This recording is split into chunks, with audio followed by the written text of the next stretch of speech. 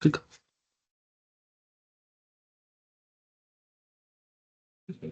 Nothing for me. I did, so that's a cell tower thing that was coming to mail, that's Oh, what you're looking at. That's the FYI. No action there, but. Apologize if the agenda was funkier than normal, because I did it myself. you did a fantastic job. Say, it looks good. And thank you, Jessica, for helping me. Okay, so no additions or deletions. Now it's time for public comment. This is for anyone who has something they'd like to say that is not currently scheduled on the agenda. Do we have a public comment this evening? Gary? Thank you. Did you have a chance to hear the? Yes, I did. Yep. See it. I don't know if the board members here have had a chance to see it. I apologize. Peter he's in the hospital. Nothing serious. He's got, dealing with some antibiotics, some other. So his wife assured me he's fine. He's gonna be out for a few days. He lives on a work trip and is supposed to do man. So that's why there's only 3 of us here this evening, but. Yeah, that's unfortunate, but let's move forward. I'm here tonight to ask you basically 2 questions, and that is what your level of support is for our obvious, may not be obvious, your level of support for our U.S. Constitution, and whether or not, assuming you have you do support our Constitution, whether you as a board are willing to write or sign, I should say, and distribute a resolution stating and affirming your support of our Constitution, and particularly 2 of its amendments: First Amendment on free speech, and the 14th Amendment regarding due process, access to the right of due process of law. Why am I talking about this? The current political climate across the country and playing out right here in our own state is causing a lot of anxiety for people. And I'm not advocating an orientation towards one political side or the other, but we have a lot of division in our country, and some of the towns and cities in the state of Vermont over the last month have started doing this, passing resolutions from their select boards or city councils. And I picked that up from a Vermont Digger article a couple of weeks ago and thought I would present it here to you. So I have prepared a draft that is just a draft that I'd like to leave with you. And if you want to contact me, I put my email address on the draft. If you have questions, you want to debate the issue, or changes or suggestions in the wording of this resolution, please get in touch with me. My idea was without two folks missing, I'm not sure I'm going to be able to do it on this basis, but my idea was to present this to you, leave it with you tonight, let you get back to me with any feedback you might have over the next couple of weeks, and then come back to a warned agenda item in July, or not July, the next June meeting, where folks who know in advance that this is on the agenda, they come to comment on it. But if we're successful and had it signed by all of you, and then it could be presented or made more public, widely distributed in timing with the 4th of July holiday. So I don't know if any of you have any reactions right now. I said in the email that my intention is not to spark contentious debate about what's right, what's wrong, what bothers you, what you like about our political climate, but just to ask you to consider affirming the Constitution of the U.S. and particularly the First and 14th Amendments. So I'll say amen at that point, unless you have any comments or questions. No, I appreciate it, Gary. Yeah, if you have a saw you said you're gonna bring something, so if you have that, I can, borrow a paper copy to, these folks, and I can also make sure maybe Eric, you could scan it and send it to Tila and Peter as well. Yep. But yeah, I think Thank you. that's a fair thing we can consider Thanks, here is, we can review it. And then, I think that a couple weeks before our next meeting, we can discuss whether we want to add it to that agenda and then, figure out how we want to go from there. Yeah. Um, When you read this, you can see that it's fairly, non-prejudicial. The Burlington, Vermont, City of Burlington City Council published a resolution about 3 weeks ago, just 7 pages long.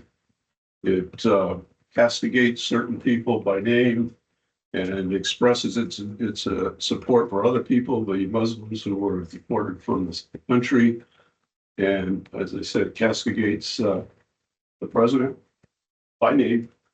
And that's not where I'm going with this. I'm not suggesting that we consider anything of that sort. So we'll leave it at that. And Well, Yes. I have a question. Signing it or not signing it? Isn't it implied that we support the Constitution of this country that's an excellent question. by being in a democratic? I mean, local politics is pretty democratic. Democratic, small d or big D? I don't know. Small d. Okay. Yeah, I would hope everybody does support the Constitution. That's an assumption that I'm making and coming here tonight. Now, how you interpret the Constitution and what's going on today, if you consider it consistent with the Constitution or not, is important for you to wrestle with, but not something that I want to put on the table to debate. The other thing I would say, the question I had, which gets to your point. I don't know if select boards, elected local officials, select board city councils actually swear an oath of office. You do? Yeah. Yeah. And it makes reference to the US Constitution. I can't remember exactly what it said. It was a few years ago, but Yeah. I looked for it in the Vermont statutes and also in the city bylaw or the town bylaws. I couldn't find it.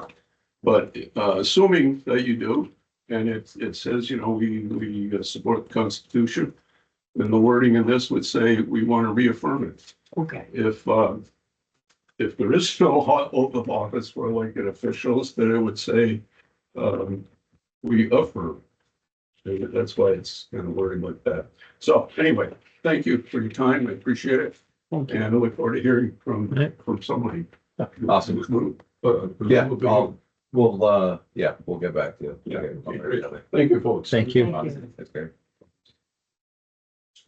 How are you? Thank you. Okay,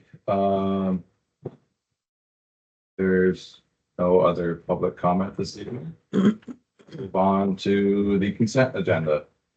So the consent agenda is the minutes from the May 20th meeting, the warrants, and we have one highway access permit. Do I have a motion to approve the consent agenda? So moved. Do I have a second? Any discussion? All those in favor of the consent of approving the consent agenda signify by saying aye. Hi. Aye. Abstained? No deal. Nothing. No deal. No deal. She said she'd be here. Yeah. Awesome.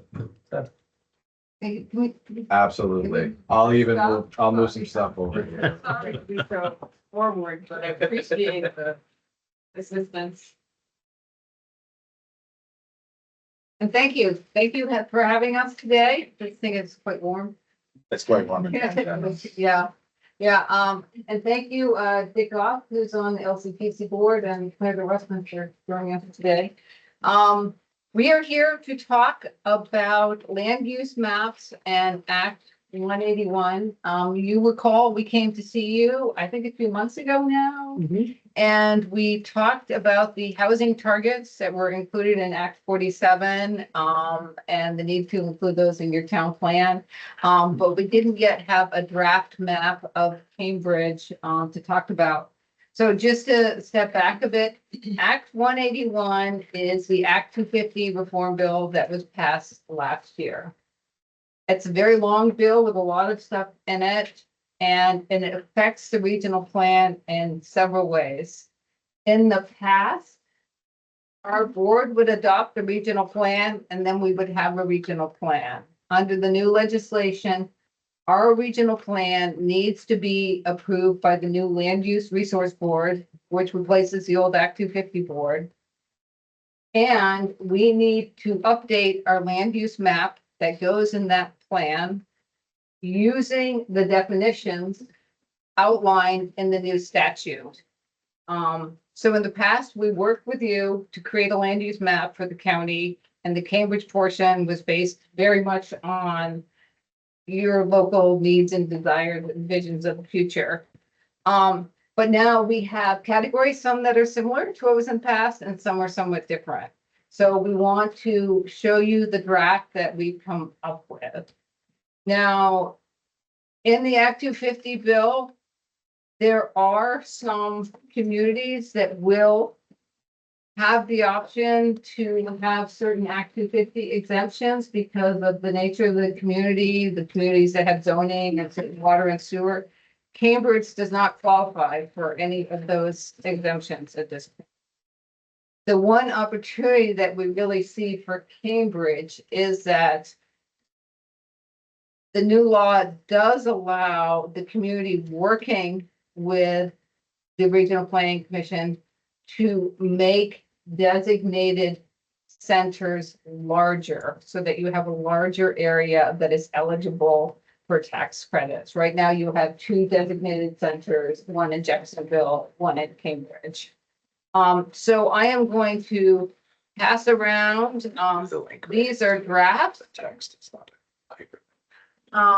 We don't have the legends on, I apologize, because, we had to copy them from the larger map because of technical issues.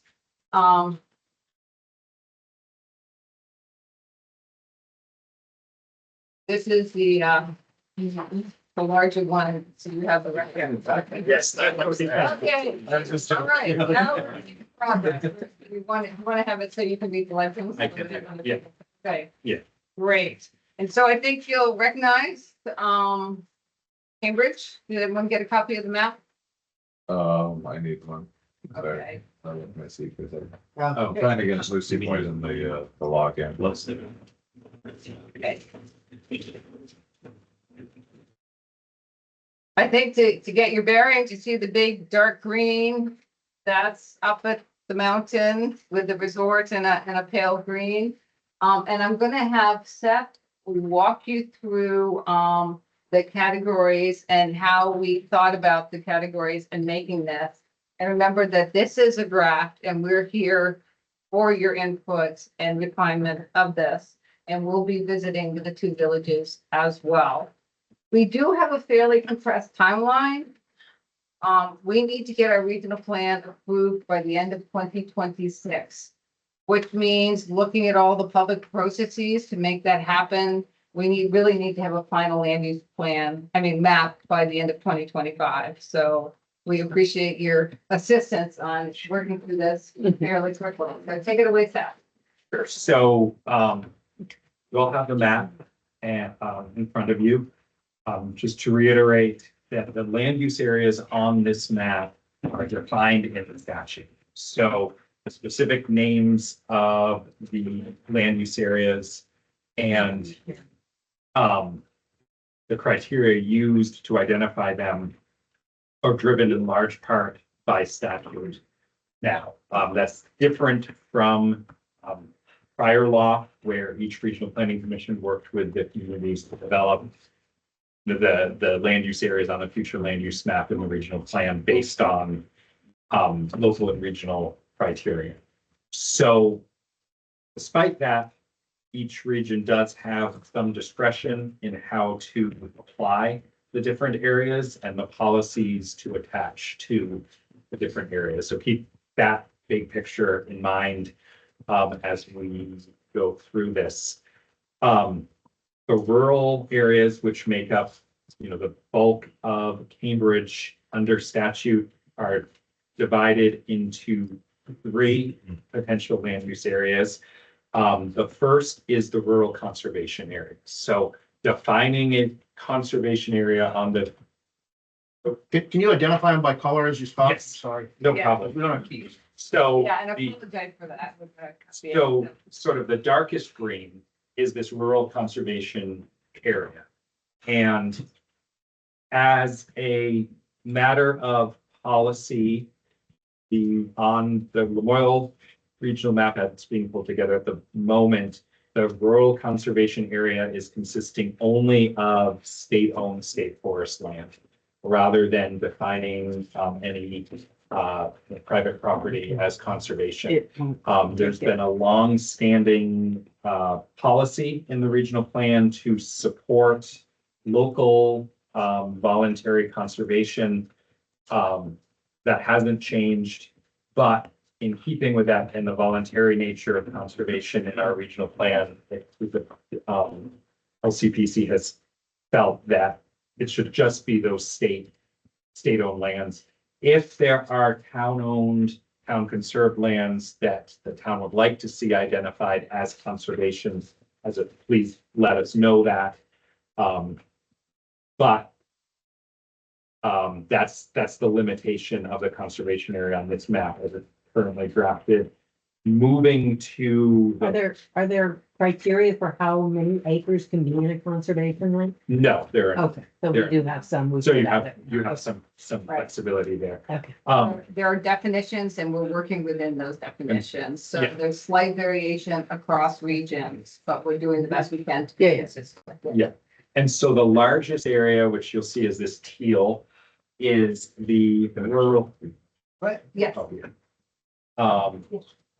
Is the rural working lands, ag and forestry area. And you'll note that is the bulk of the land area of Cambridge, as well as on the regional map, the bulk of the area of most of the towns. So that generally consists of the larger parcels that are, in current use, eligible for current use, or as a sized such that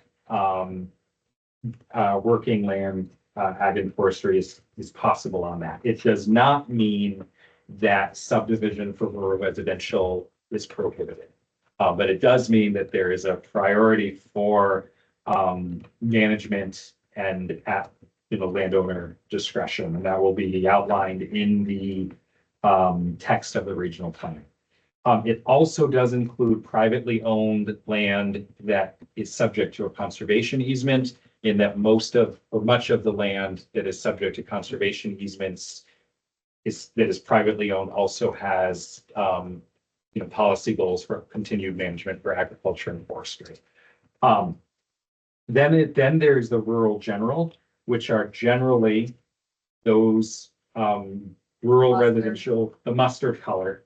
Yeah, the mustard color along, especially in the North Cambridge area, along the town highways where, there are smaller parcel sizes, but and a more, rural residential What do you development pattern. What did you call it? Rural general. Rural general. So those are the rural areas. I'm now going to skip to Cambridge of specific interest. The light green is the resource-based recreation area. So that is generally ski resorts. Under the current regional plan, ski resorts are shown as an enterprise area along with other job creating land uses. Under the statute, now those are defined as this rural or as the resource-based recreation. So we're gonna pause there if you have questions specifically about the rural areas and then jump into the more villagey stuff. No. What did you call the teal areas again? The teal areas, Yeah. that is the rural General. ag forestry working land, Okay. and then the mustard is the rural chain. Sound like a paint company. It does. Yeah, it's just the easiest to. I'm not usually defining the colors, I'm usually Yeah. pointing to a larger amount. Yeah. So now we get into, sort of what Tasha talked about before, some of the new opportunities that 181 provides us, as well as some of the limitations of 181 for Cambridge, and some other similar communities in the region. So, the dark, that purple, Yeah, I'm not good at selling paint. yeah. The dark purple are the village centers. And the village centers are similar to the current village center designations. The kind of existing cores of Jeffersonville and Cambridge Village primarily. There's a third, I'll talk about that a little bit. Under statute, under the existing designation program, the boundaries of those designated village centers was very tight to the commercial and civic core and excluded some of the surrounding residential and mixed use neighborhoods. Under 181, municipalities and the Regional Planning Commission have the opportunity to expand that area more to include some of those mixed use and residential areas. What doing that would do is enable property owners to access some of the benefits and tax credits that are associated with the village center designation. So that's a discussion we'd like to have with the select board as well as the planning commission and the trustees of each village of how much and where to extend those boundaries. Want to be clear that in Cambridge provides financial incentives, but it does not provide the Act 250 exemptions. It does not make areas eligible for Act 250 exemptions because Cambridge is not currently eligible for the Tier 1B exemptions, which some of the larger communities are eligible for. What makes you eligible or ineligible? So to be eligible for 1B, an area needs to have either water or sewer, which both Cambridge and Jeffersonville have either water and sewer, and also needs to have adopted zoning and subdivision. So currently, Cambridge has adopted subdivision in the town and in Cambridge Village, but not adopted zoning. And Jeffersonville has neither adopted zoning or adopted subdivision. So under currently, are not eligible for that 1B exemption.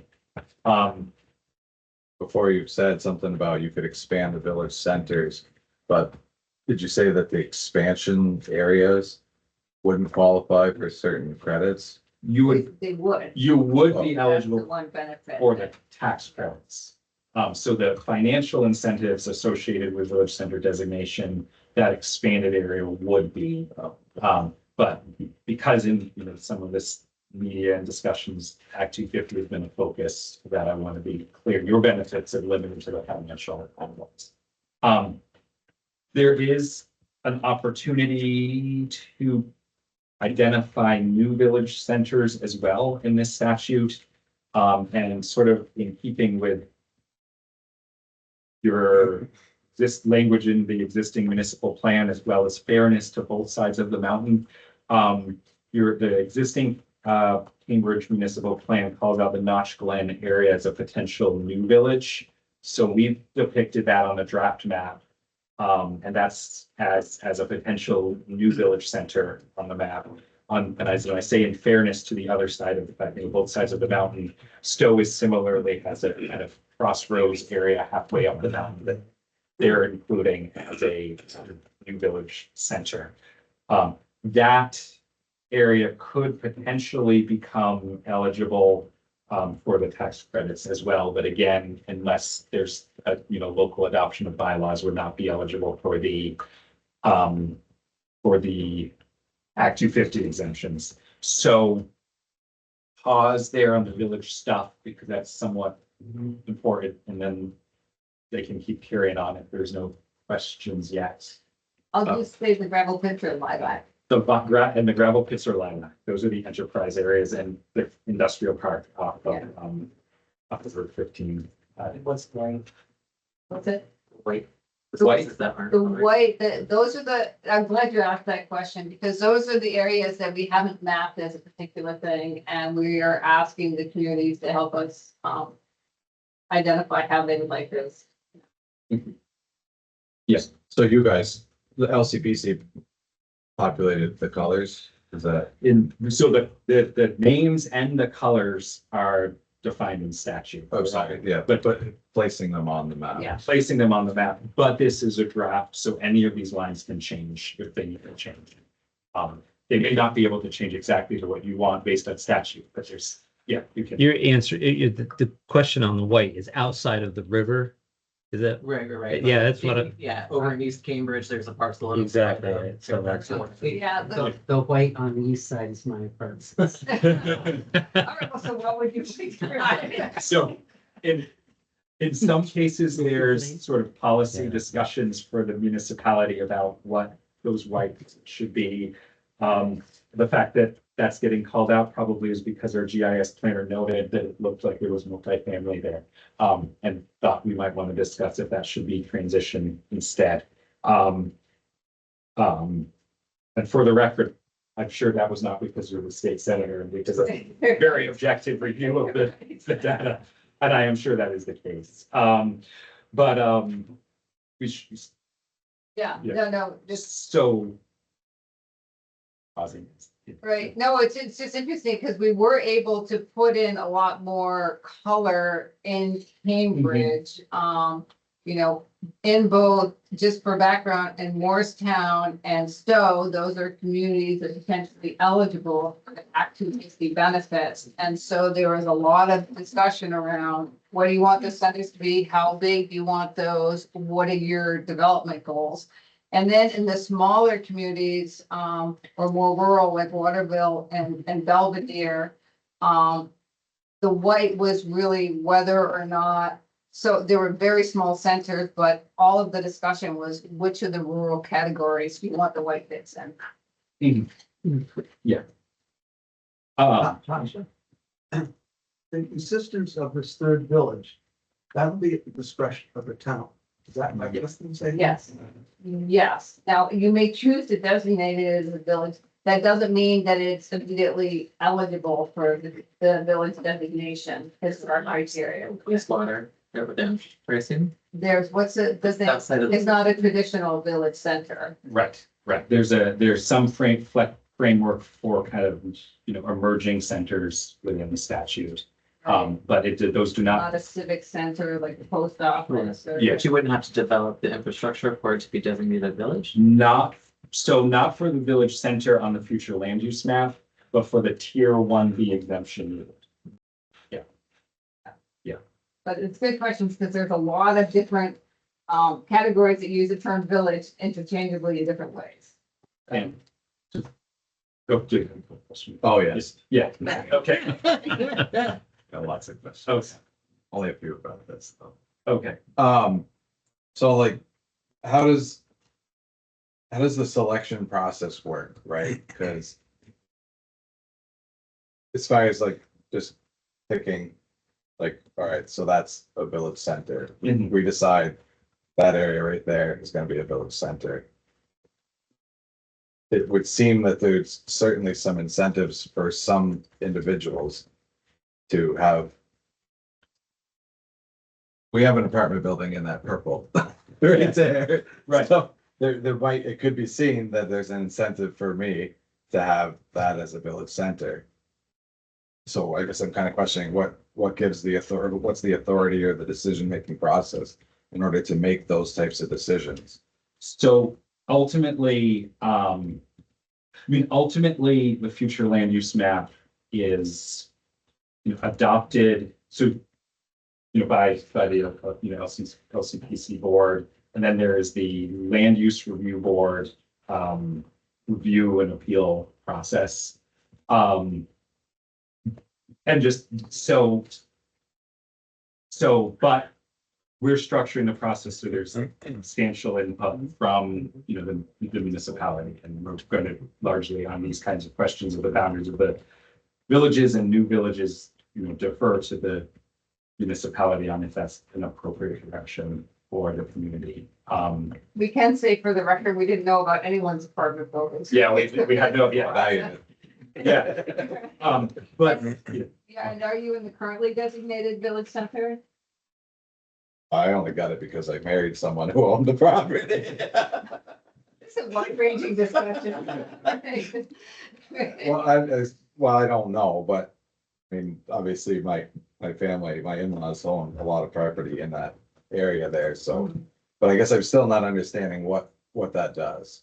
Cause a lot of that property has already been developed and. so I think that, can we actually pause that to talk Sure. about the transition zone? That's fine. Yep. Because I think that is a good question and it will, the rationale makes more sense when we talk about the transition zone. I trust you. So I promised that I will. So, Orange, we're talking we're orange. talking orange, we're talking about this area. So, a big way in which these maps will be used in the Act 250 process is, you know, determining conformance with criteria 10. So criteria 10 is conformance with the local and regional plan. So Cambridge has, and as do a lot of towns with mountain resorts, has a pattern of development along 108 of, you know, the scattered old inns, scattered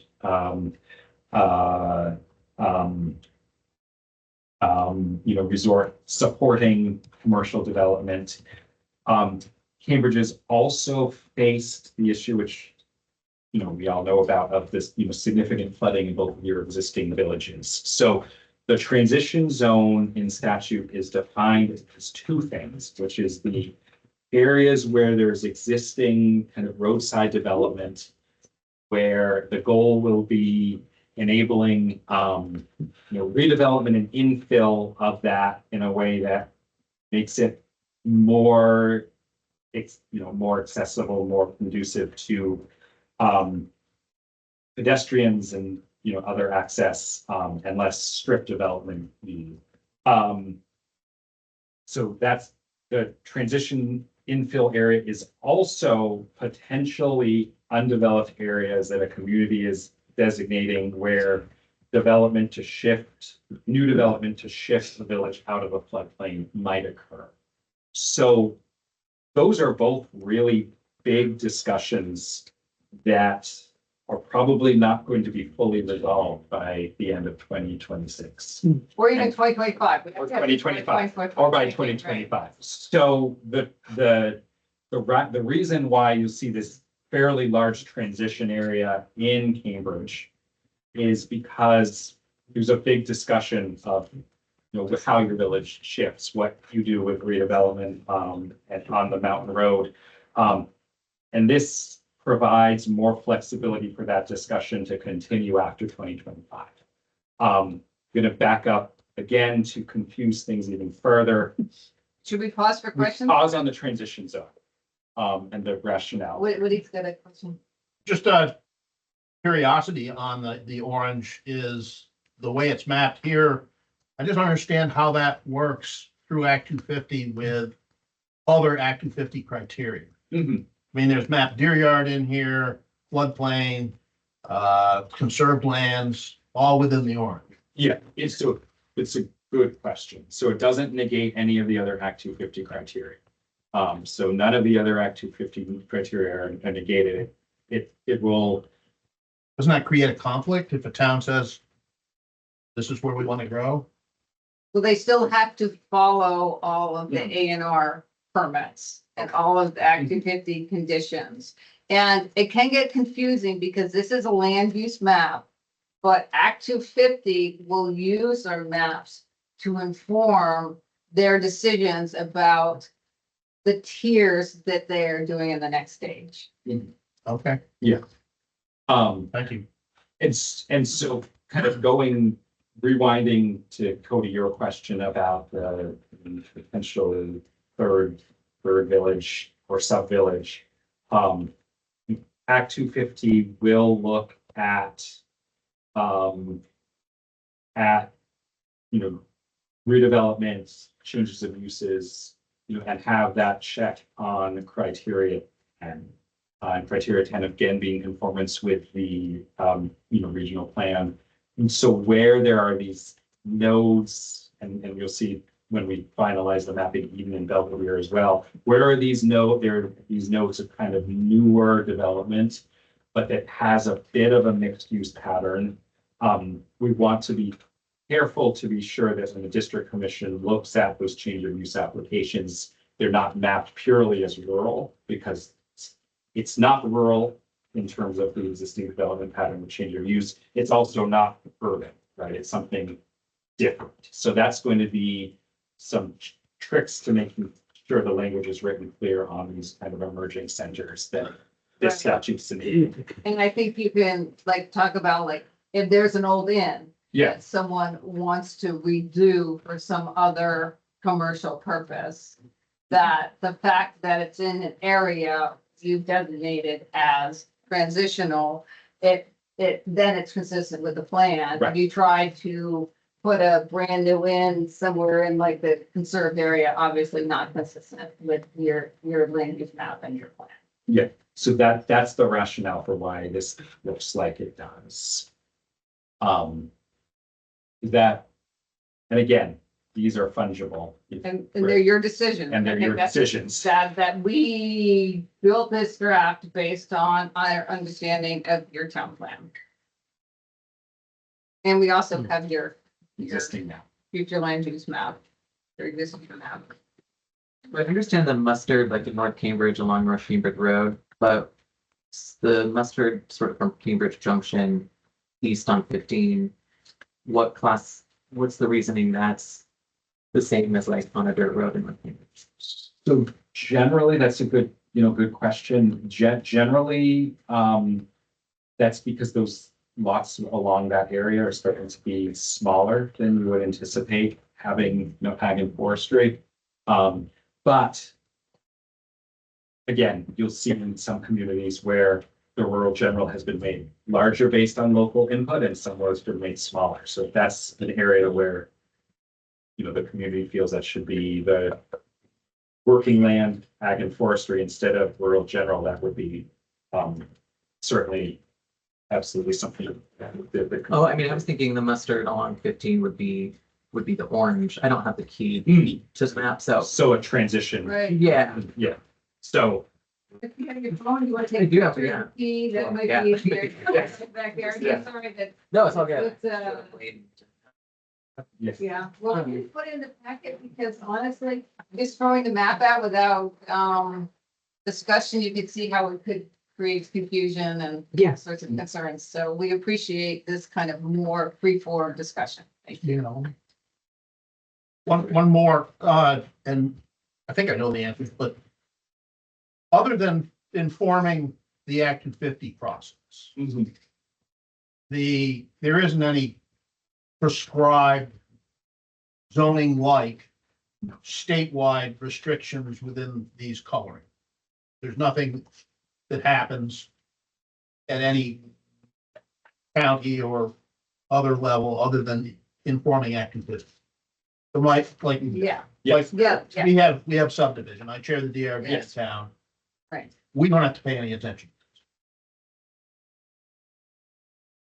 right. You as the DRB of your town, you interpret the regulations literally as they are. Right. Yeah, they don't, So- this means nothing. It's nothing. Yeah, so it should reflect your town plan, which guides your regulations. So in that way, it means something.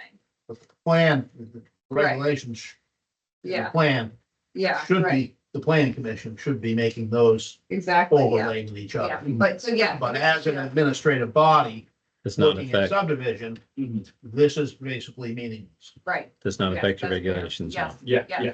but it's pretty colored. It's lovely. Yeah, me too. Didn't mean to be derogatory. Right, and I know it's a lot, because like we have to go through this exercise, and so much of this legislation is about creating these Act 250 exemptions for these larger communities, and we just have very few of those communities. Well, you can go ahead, because I might have a question for you. In the village of Jeff, does that recognize where the sewage treatment plant on the water lines run? So that is, I think that's a very good question. And I, Probably an approximation at It's a- this point. probably. We haven't done that detail, yeah. Yeah. Because I would think in the village that, really Cambridge Village does not have a sewage treatment plant, but Jeff does. And they can ever get their water situation figured out.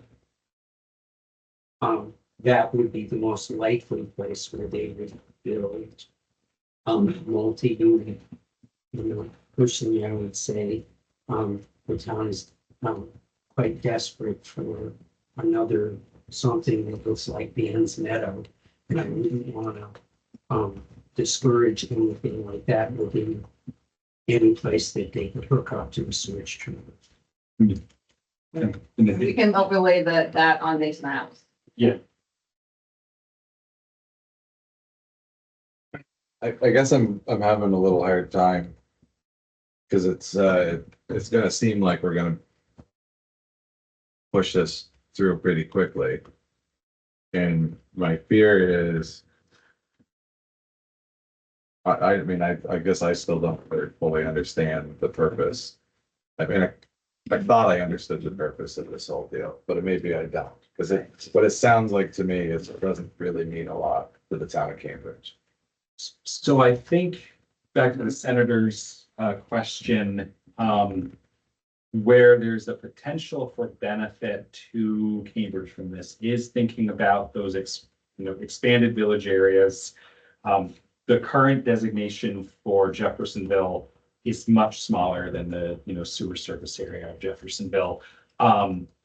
Mentioned the tax credits for the village center. There is also, priority funding for things like the community development block grants, which will be used to fund new senior housing, for example.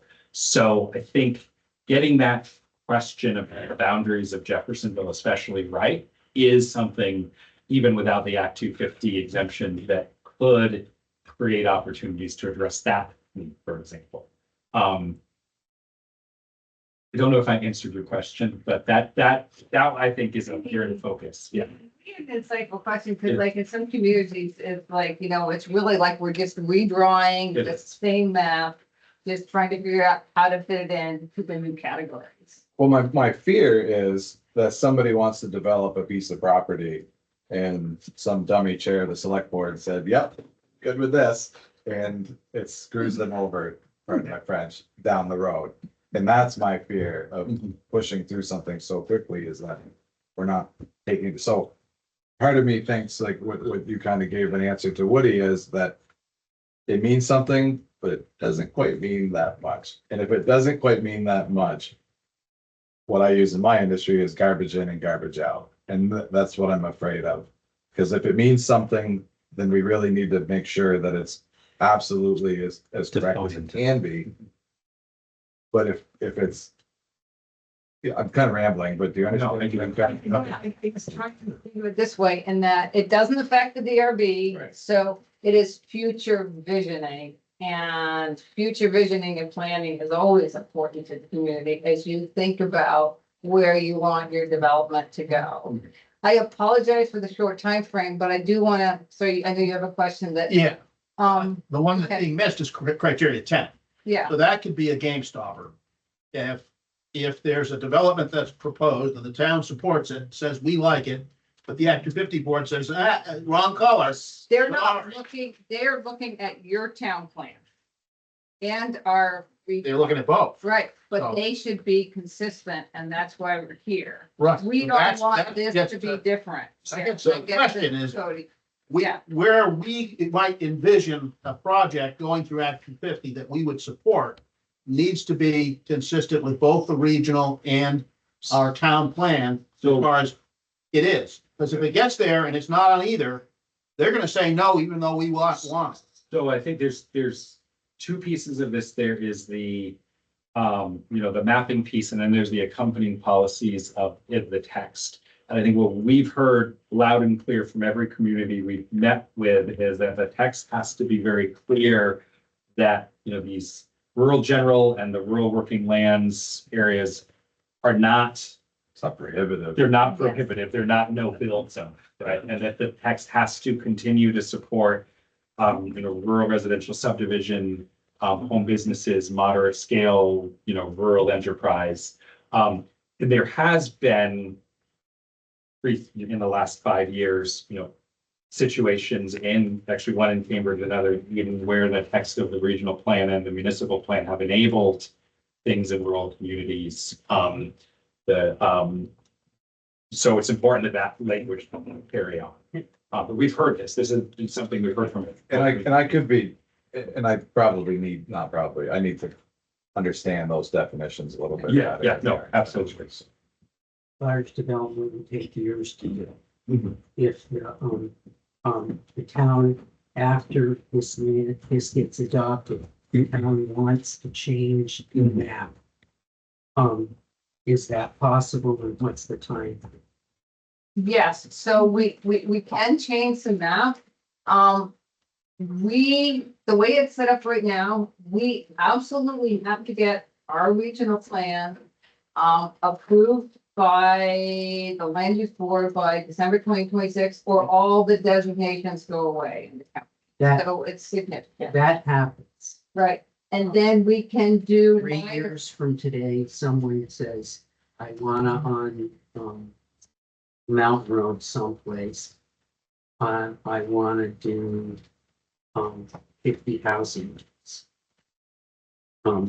Is there the opportunity for the town as a whole to look at the map, and 50 units would probably take 5 years to get through any process?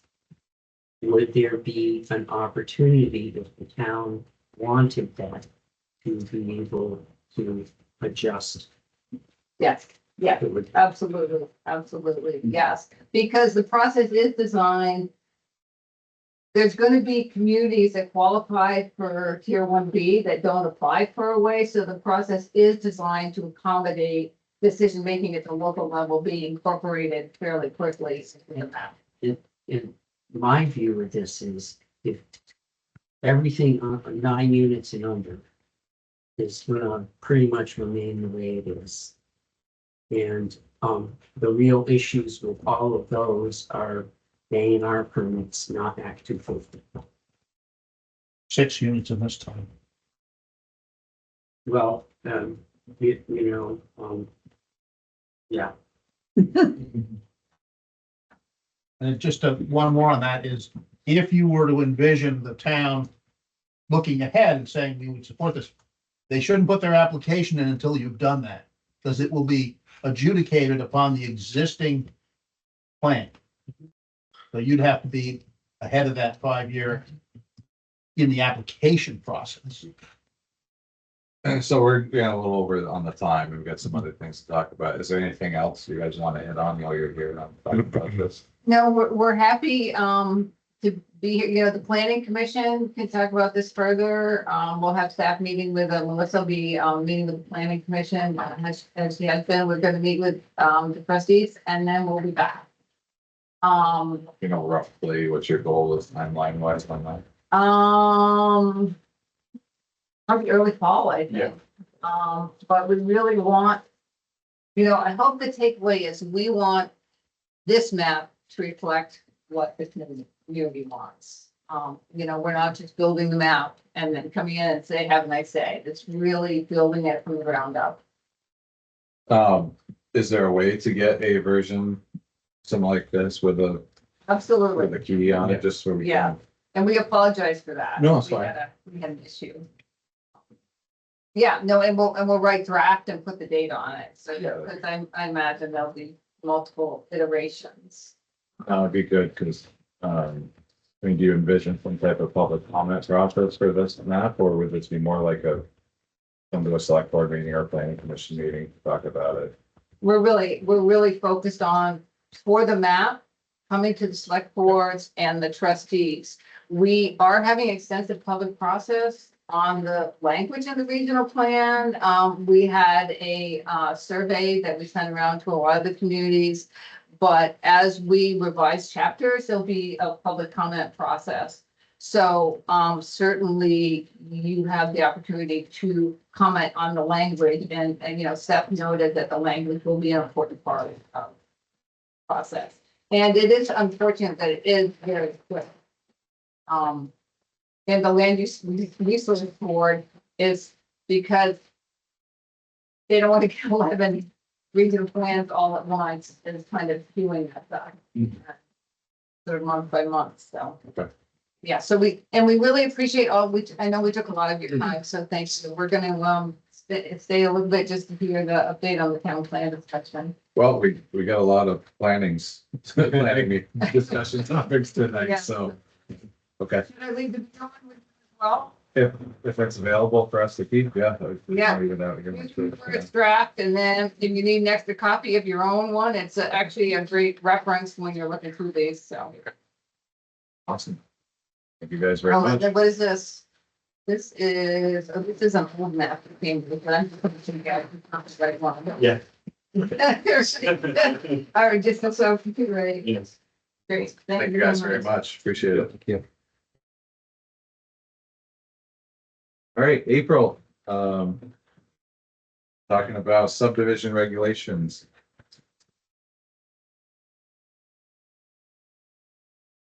Hear me, April?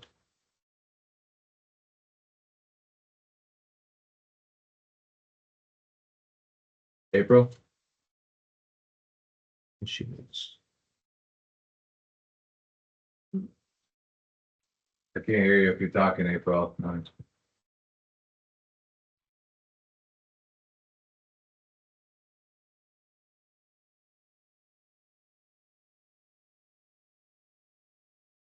I see your lips moving, but I can't hear you. Soft as a glitch on that mic. You gotta double click that. Is Eric, is there a way to switch it so that the speaker is on the, or vehicle's on the bigger screen? Spotlighter. I think I can do it. Oh, there you go, yeah. You can hear me? I can hear, we can hear Sheila, yeah. April, do you want to call in on your cell and keep your video on?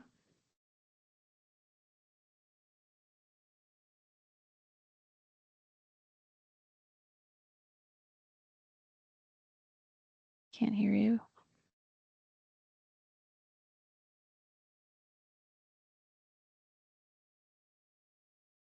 You have the phone number, I can read it to you if you want, April.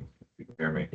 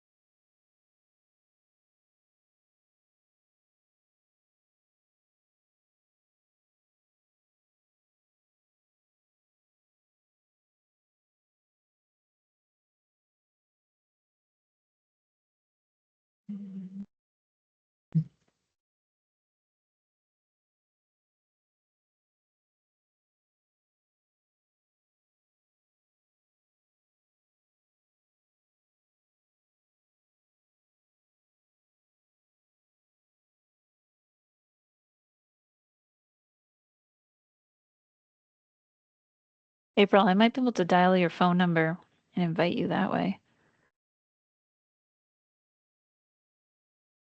I actually don't know if she can hear us. Can you hear us? You can.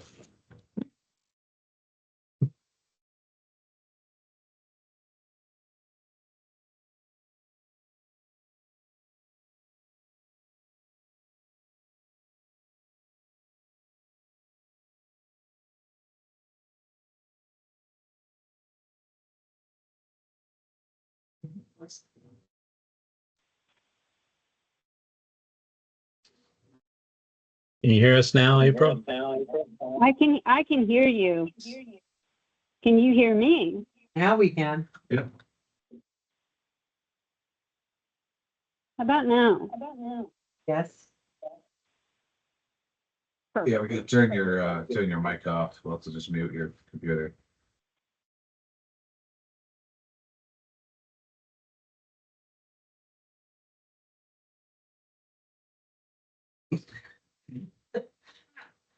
That is strange because we could hear the She hung echo. up the phone. I know.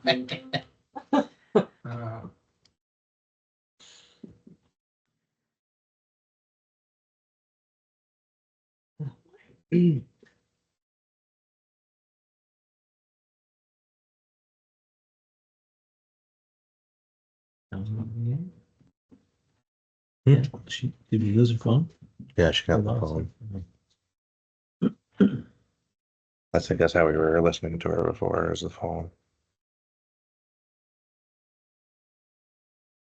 The phone was working, April. We heard you. There Oh, there you she go. is. Just have to mute her computer. Yeah, thank you. Yep. Hear us now, April? Can you hear me now? Yeah, Mhm. just turn the volume down on your computer. I'm on the phone. Don't hang up again.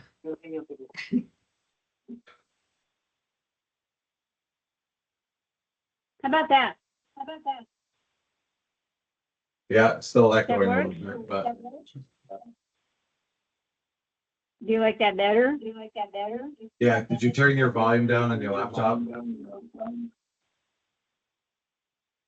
It's weird we can't mute her. How about that? I have the volume off on my computer. She muted. What?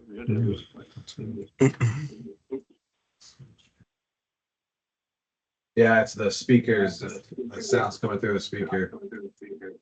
You might have to just shut your Teams off.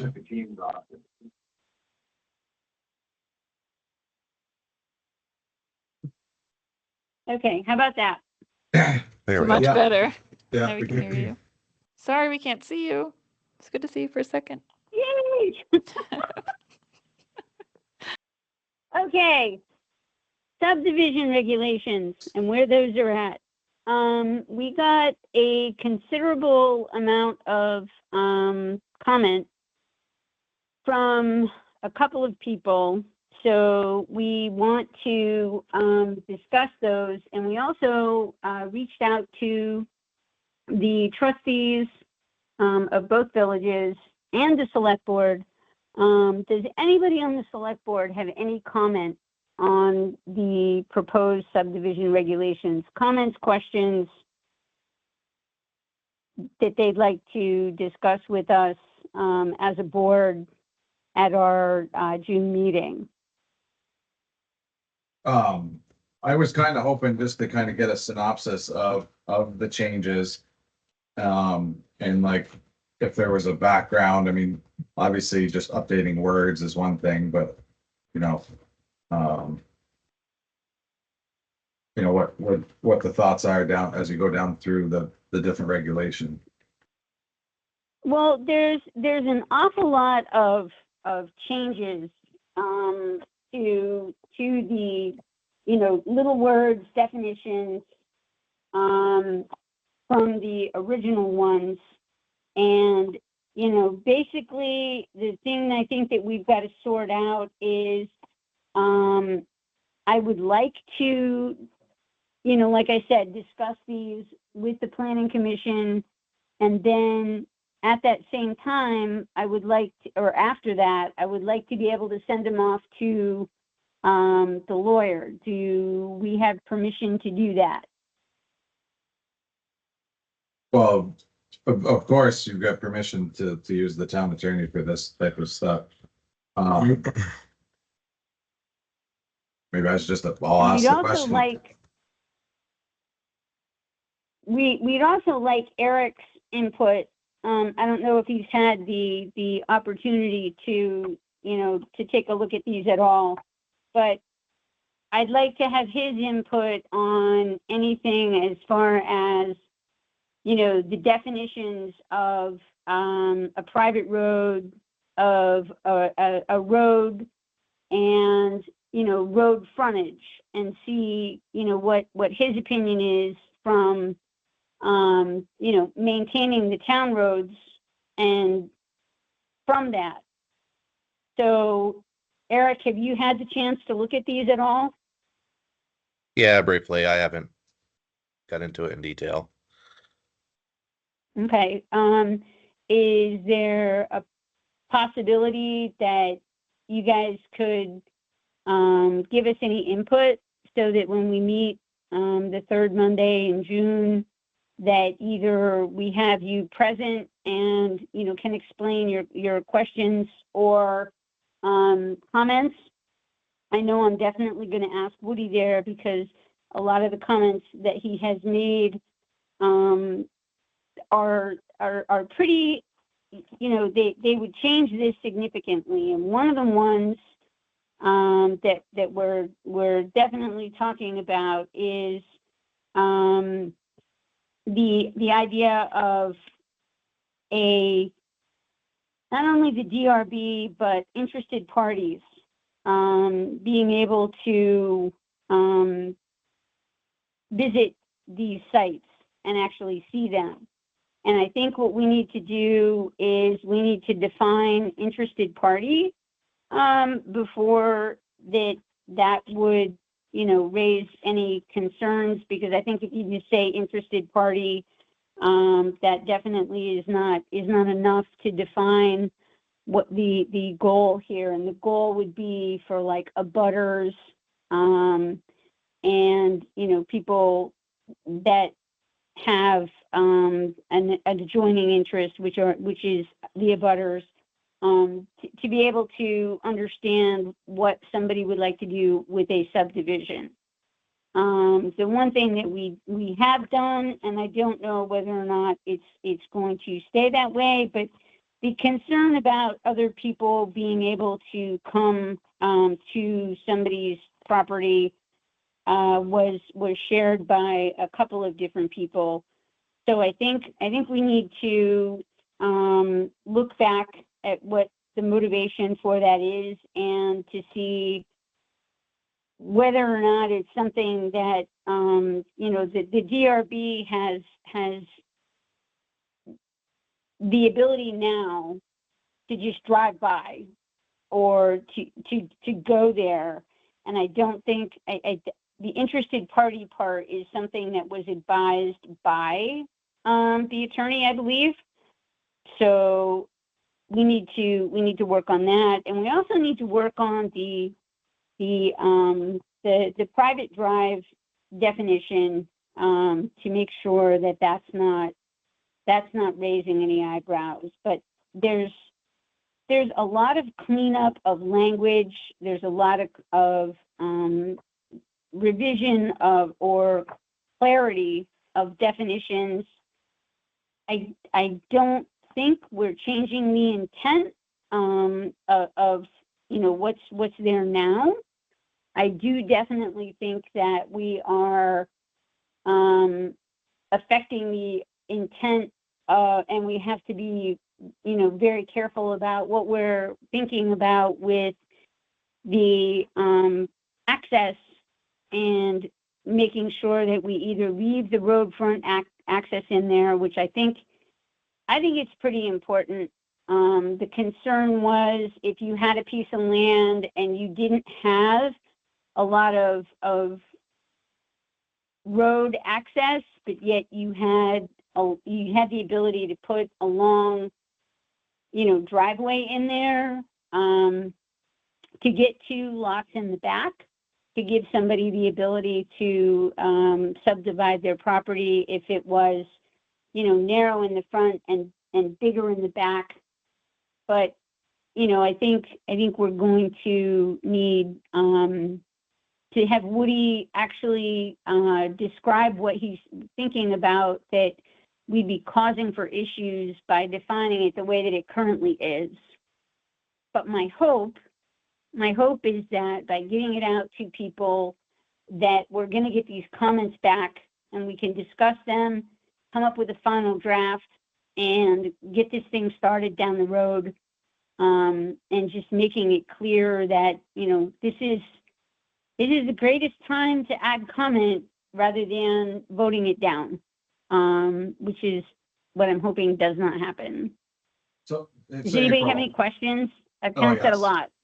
Yep. It's, What, I guess maybe perhaps I misunderstood what the purpose of tonight's discussion was about. What did you envision that tonight's discussion was going to be about? I was hoping that if you guys had any concerns, that we could talk about them. I mean, if you guys haven't had the chance to read them yet, is there an opportunity for you guys to do that so we can get this thing moving? I really don't want to see this adoption process happening for you folks during the budgeting process. But I can see now that it's gonna cross over a little bit, and the less that it does that, the less painful that it's gonna be to get it done for you guys, because you're gonna be busy. So I guess I'll tell you what I thought we were going to talk about tonight, and I apologize if I didn't make that clear. I was kind of hoping to not. I mean, obviously this got sent out to everybody, so everyone's got their own opportunity and time to provide their own individual input. But what I was kind of hoping was to get not what these individual changes were, but more the background behind some of the most significant changes and the reasonings for those changes. And I'm not thinking like we're gonna go line by line down through, but hitting like the top 5 or 6 highlights. You discussed a couple of them in your introduction, but I was kind of hoping to get kind of a very high level, like, this is what we're thinking in this section, and this is why. Not necessarily we want the definition for this word, Well, but unfortunately, with this thing still being open for public comment, Cody, it's really tough to say, this is what we're thinking. I understand what you're asking for right now, but I think that understanding that this is still open to debate, and one of the things that we do not want to do is the intent is not to make this more expensive for anybody. We've kind of been slammed in several places for that, and I don't want that, and I don't want to see I don't want to see development get away from the advised cluster housing, where the houses are closer together and there's still open spaces, or there's still spaces without houses in them. I'm really hoping to stay along that thought process. But when we took this on, it's been in the process for a while. The problem with rewriting these things is the fact that you rewrite them, you discuss them, and then somebody that works with them all the time looks at them and goes, wait a minute, guys, you're totally changing the intent here. And we're like, well, we really didn't mean to do that. So I'm sorry, I don't have a better answer for you right now. April. Can you hear me? Well, I have two, would it help you if we just threw questions at you? Would that be a starting point? Sure. And if Okay. I can't answer them, I will certainly get back to you. Okay. So on page 14, the new wording says, when reviewing an application, the administrative officer or development review board may request a site visit for town officials and interested parties. Right. That's the one that I was talking about. Who are the town And officials? is it the interested? You, Who are the okay. town officials? Well, he raised his hand. DRB. Okay. If an applicant refuses to allow a site visit, the development review board may use that as grounds for denying the development. Right. Is that common sense? That is actually some language that Woody, and like I said, that is one of the sticking points for wanting to get some clarification from not only from the lawyer but from Woody, because of the interested parties. The interested parties should be defined. It shouldn't be like anybody, in the town of Cambridge. It should be like the Act 250 interested parties, it being neighbors. And, by defining that, does that alarm you quite so much? Can Woody answer you? Sorry, April, I'm off Sure. camera. Interested party is defined, not only in statute, but in the regulation. Interested party is an abutting landowner, or in a rare occasion, someone who can demonstrate a direct impact from the proposed subdivision. You don't absolutely have to be an abutting landowner, but that's a high bar if they're not. Okay. They have to show, okay, this is going to X, Y, or Z. Okay, so it's defined. It is. And do you feel like if you were not allowed on the land, the process stops?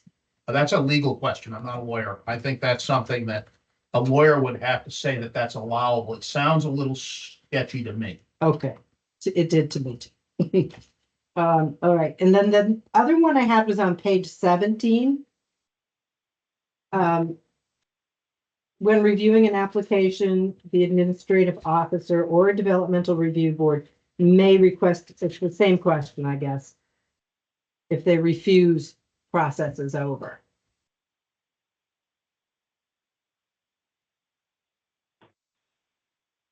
That was also a concern that was brought to our attention. And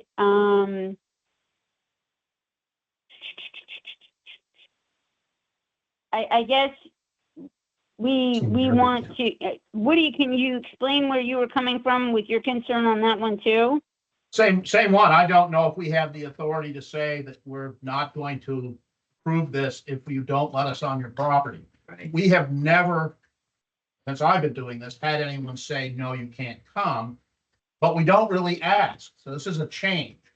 The administrative officer places a notice, and we've always assumed that says we can go look, and that's what we've done.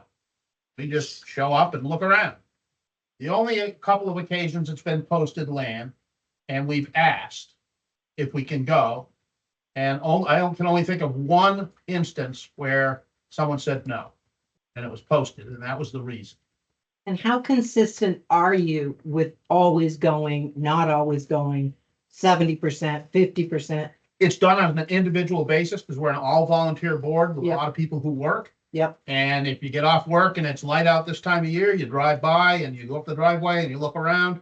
I would say most of us do it all the time. Okay. I personally always go look. And Okay. I think most of the board does.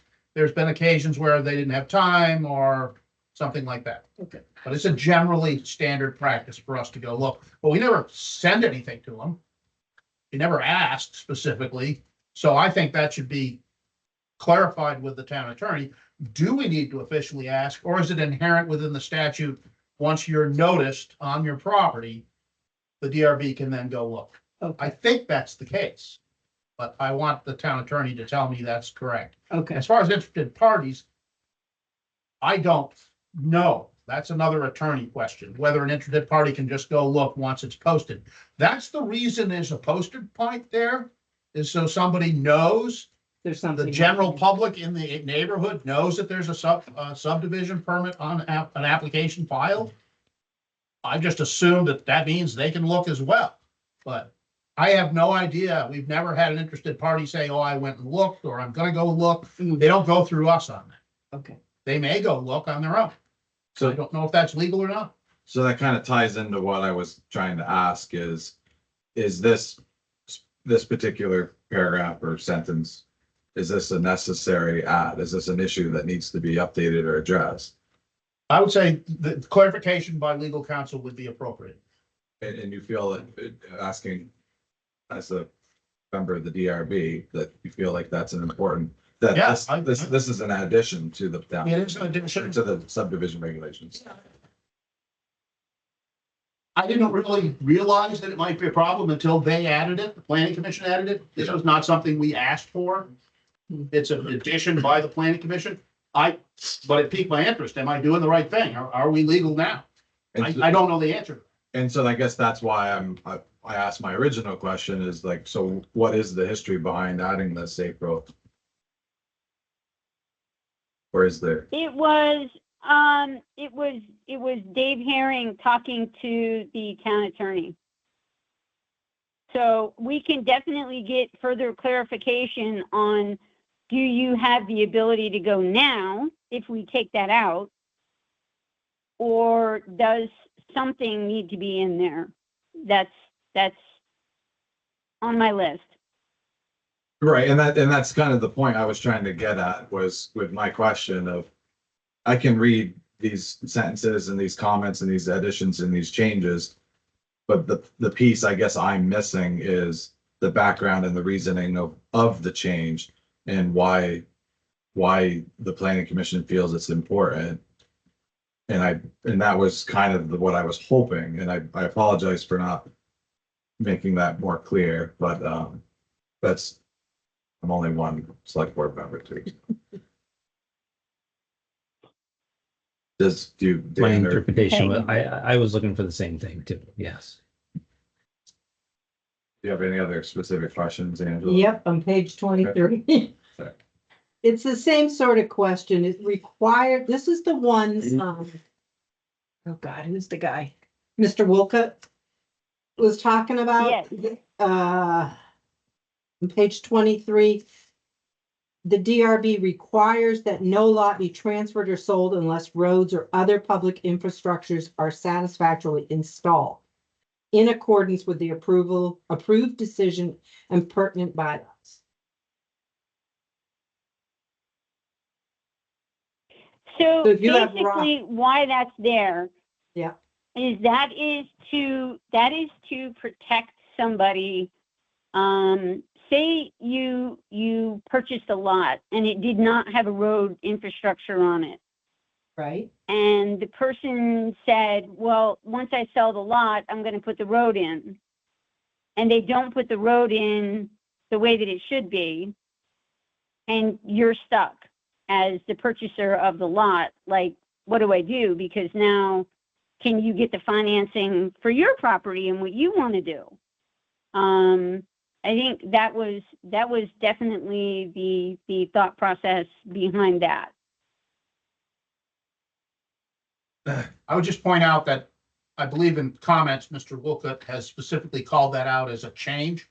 That is not a change. That has always been consistent from the very beginning of these. That is a widely accepted and utilized subdivision provision across the state, that the subdivider, the applicant, has to put in the road infrastructure and it be approved by the town highway foreman and the administrative officer prior to conveyance. It's always been there. I think what Angela's pointing out is the change is it says may require to required. Oh, I don't have it in front of me. Is that red? Yes. No. It went from may require to required. So now it's It's not an option anymore. Now it's I guess I would say in practice, it's always been. always required. been. So if you own, Well, why we never use the may. okay. In my brain, I'm just trying to think. I own 100 acres. Some of it's road front, many of the acres are not. And I am needing some money. So I sell the back 50. I keep the front 50 for myself. Do I have to put a road to that back 50? You're getting into a bunch of details. That are too So you fuzzy. gotta have 100 feet of road frontage, or you gotta build a private road with Oh. 100 feet of road frontage on the private road, which has to meet the town standards, has to have an 8% grade.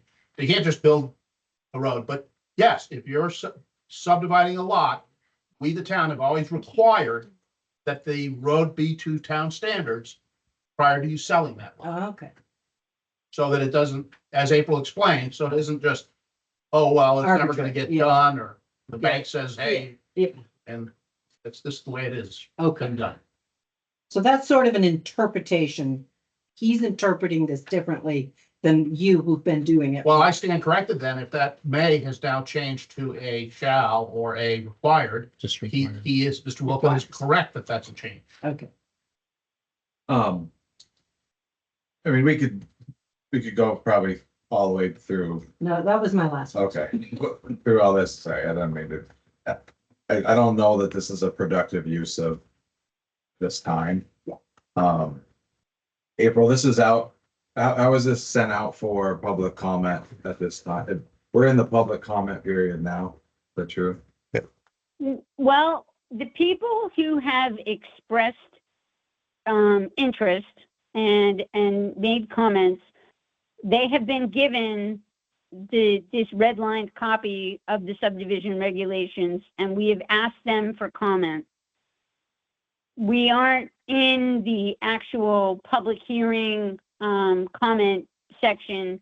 We'd really like to make these changes and get a clean copy to the attorney and to you, to the select board and to the trustees, a clean copy saying, okay, we've gone through the public comment, the people that have wanted to comment, have certainly had the opportunity, and go forward with it. I mean, Because otherwise, this is never gonna happen. It's never gonna get through the legal adoption process. So could we gather our thoughts in the next week as a select board, send our questions over to Eric to send to April on the 16th? There's a planning commission meeting. We can set some time to go over all of our questions there. Select board doesn't have to attend, but we can at least talk about it as a planning commission. That is the plan, is to talk about any formal questions Great. that we have on that meeting of the 16th, and to move this thing into a form where we have considered people's comments about, like, required, the road be in there. And I think that those are important changes. They're things that need to be explained. But one of the problems that we have is I have consistently invited these people to planning commission meetings. We've had one gentleman show up when there was the mix-up at the library. And I went to the last planning commission meeting. I went to the library hoping that there would be somebody there that had raised concern or had questions about the subdivision regulations, and we didn't see a soul. So I guess we Understood, April. I don't know how else to get this public comment. Well, we could put it out on the Front Porch Forum, we could put it on the town's Facebook page, we could advertise it in other ways. That's first answer. Second is, I would highly recommend that this red line version be sent to Jim Barlow, like, pronto. Do not send him a clean copy, send him the proposed changes, because he needs to be able to see what's being proposed as changes. I would do that Okay. soon. And if, you know, send it to Eric or send it and Eric can forward it to him or however you want to do that. You know, It's on the website. So we can, Yeah. I can take care of getting it to Jim. Eric doesn't need to take that on. Yeah. But as far as, you know, putting something on Front Page Forum, do you guys want me to do that? Do you want Eric to do that? How would you like to approach that? so only Eric and myself have access to the town Facebook page, so it'd have to be one of us. Okay, And then, I nominated Eric. But you are certainly welcome abstain. if you have your, public office, title or whatever on Front Porch Forum. You know, you can certainly do that. I don't have one on Front Page Forum.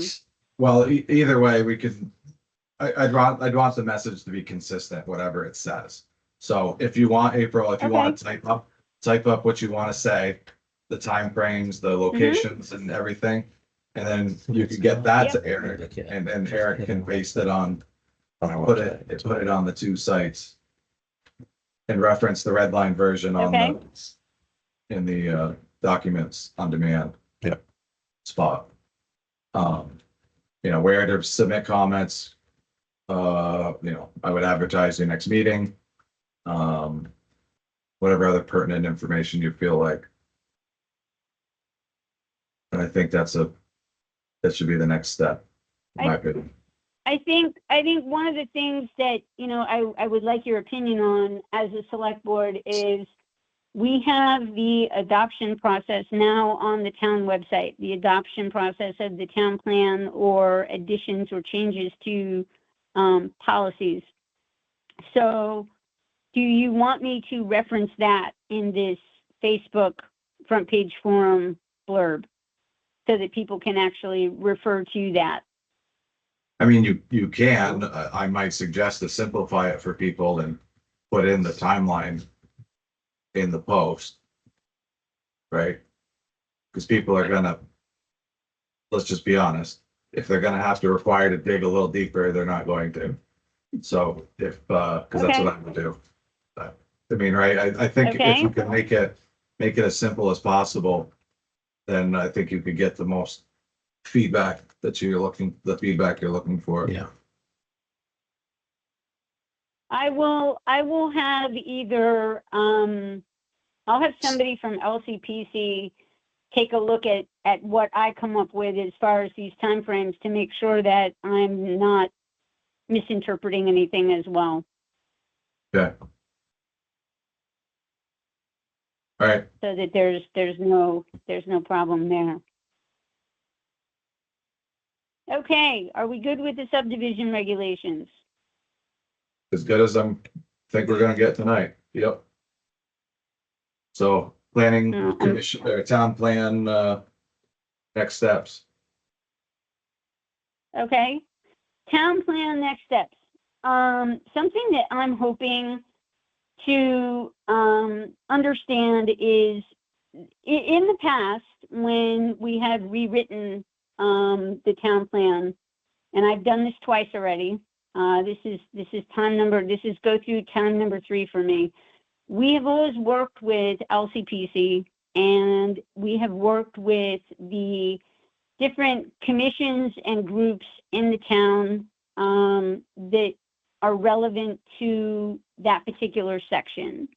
And basically they go through and put in there what they're envisioning happening. They know better than we do when it comes to stuff like that. And they have always done a whole lot of have you thought about this? Can we put this in here? You know, that kind of thing. So it turns into more involvement from the actual people in the town of Cambridge than just sitting and rewriting the town plan with somebody from LCPC.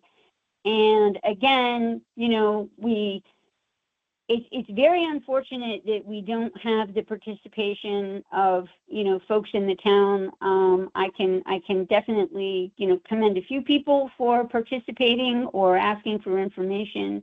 But for the most part, it's, oh my gosh, I'm reading this and now I'm going to complain. So what I'm asking for you folks tonight is the different sections of the town plan that we are going to be revising.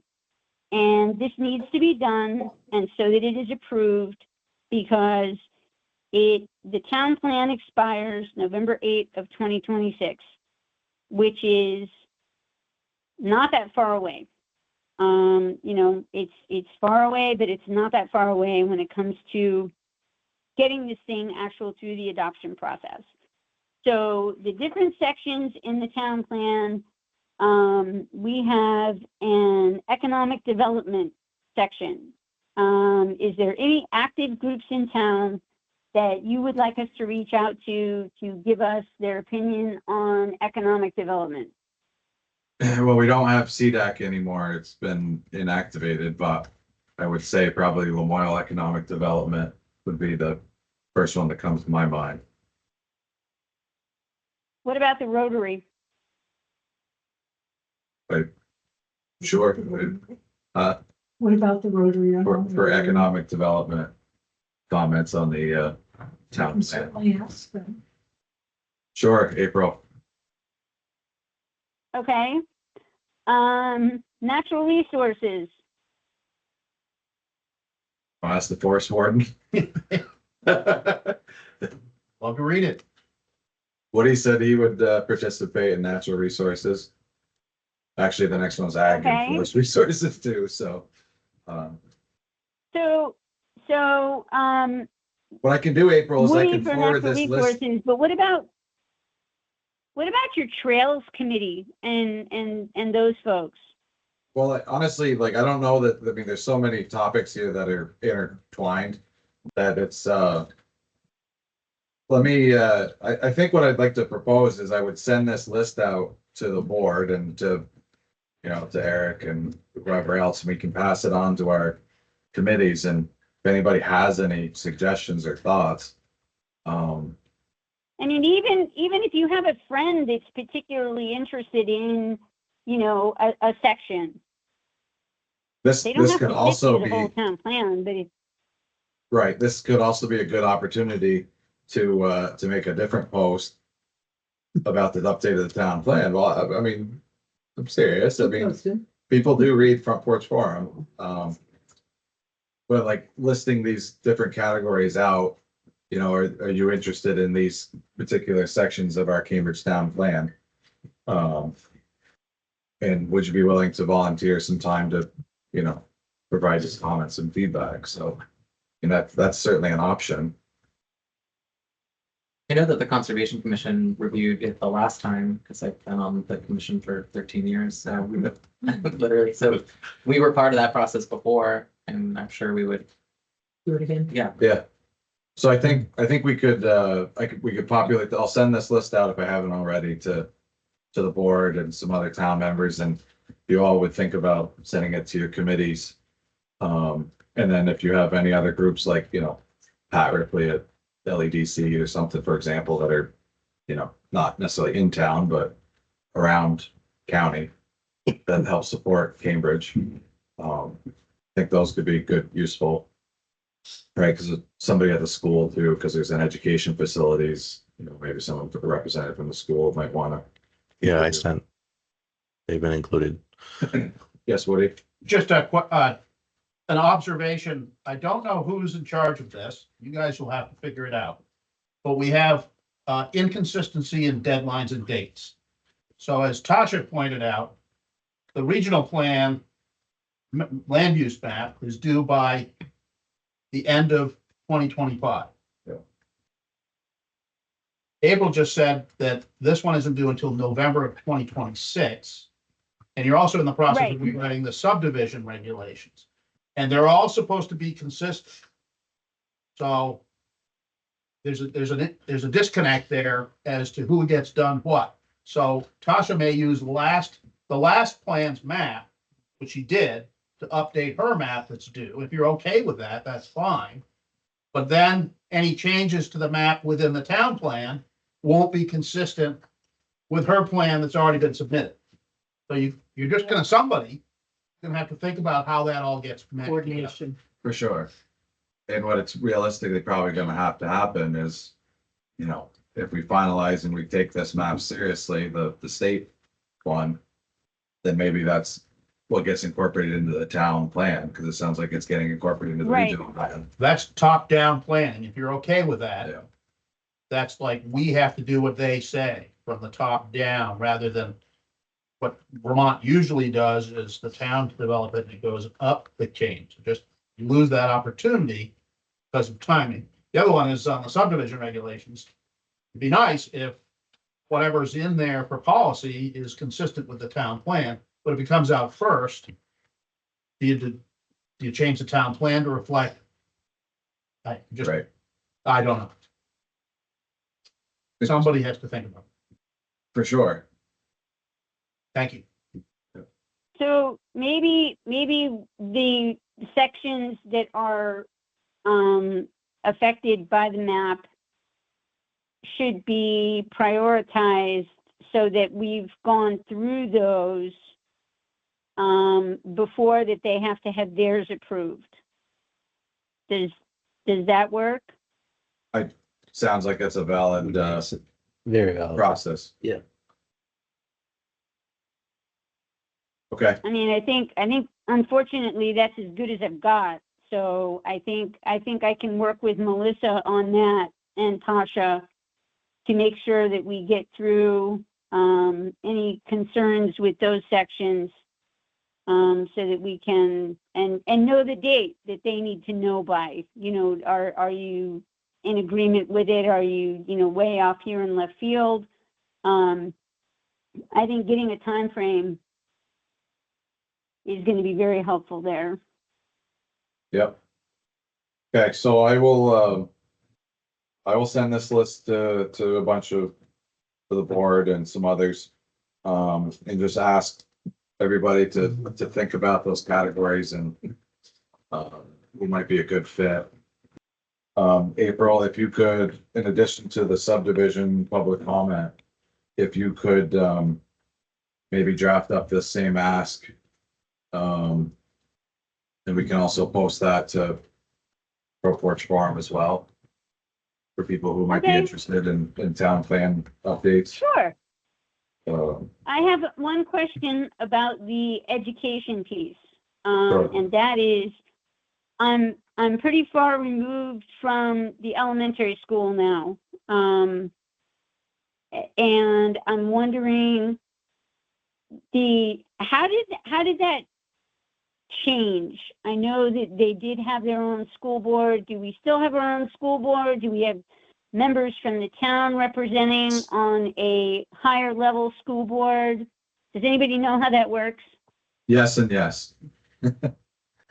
Yeah, so we have our local board and the Lamoille North board as well. Okay, And it sounds like Eric has So- already got some interest from some people at the school willing to participate or. Interest, I didn't gather the participation piece, but So I think we could probably find some names. yeah, if you can get me those names, because Melissa wants to talk about those on the 16th, which is pretty short notice. I think I would rather have her, continue to work on the town plan, but maybe give those people more of an opportunity to put their thoughts together, so that we're not doing a lot of backpedaling. But I'll talk to her and see what she thinks. Okay, I will send out this list to everyone here shortly and then Okay, we'll go from there. all right. Does anybody have any other questions? Doesn't sound like it. Okay, Awesome. I will, with all of the public input that we're asking for, I don't know about Jordan and Julia, but I can certainly talk to them, but I think I definitely will get to the library so that I'm there in person. I know Dave is in between Boston and here, so that's probably not going to work for him. And I don't know about, getting Nick there, but I think knowing that I'm going to be there, just know that that's going to happen while this is going on. I mean, I can do it until snow flies. Once Okay. snow flies, that's going to be tough. All right. Well, that sounds good, April. Okay. Appreciate it. See Yep. you Thanks, All April. right, library. thank you. I'm sorry, Tila? I said I'll see you at the library on the 16th. Okay, thank you. Bye now. Thank you all for the opportunity to comment. Thanks, Woody. All right, trustees of public funds. Don't look so overwhelmed. They are. I'm just glad we have our fourth topic in a row about land planning, land use, subdivisions. It's not that it's not exciting and exhilarating. I was just bragging how I had all this room spread out. Don't invade his space. Okay. Well, we've been busy Good. and this little. That's what we elected you for.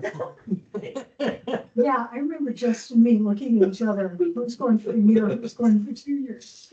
It might not, maybe it didn't even matter. We'll be done 6 months.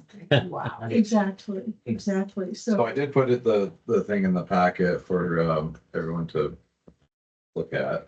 that thing that was in one. Oh, my goodness. Is it not in there? I think it's too long. Oh, shoot. It's on the website. But this was my boo-boo. I had already sent it out when you sent it to me. It's the way I have to get to update the one on the website. So it's not in the one I emailed to everybody, so apologize. It's okay. We can, Eric's very valuable to this system. Yeah, but So there are 3 areas that we've been tasked to look at: cemeteries, the curtain, and the lease lands. And you guys feel free to jump in. Should we start with the cemeteries? So you said, Or maybe the curtain, because we don't have a document for that. yeah, the curtains easy Right. too, yeah. So it's what, 200 and, I don't have the number in front of me, $270 left in the curtain fund. Yeah. We, Jen was able to look up old newspapers, so we get some context about when the curtain fund was established, when the curtain that hangs for town meeting and special occasions at the school was restored and refinished. I conversed with John Dunn, who was part of that committee. I didn't get an answer from Richie, but he was also part of that. But essentially and you contacted Mary Anderson, who was principal at the time of the restoration and still is. And so she offered other context for it, but essentially those funds there was fundraising and there was also the grant.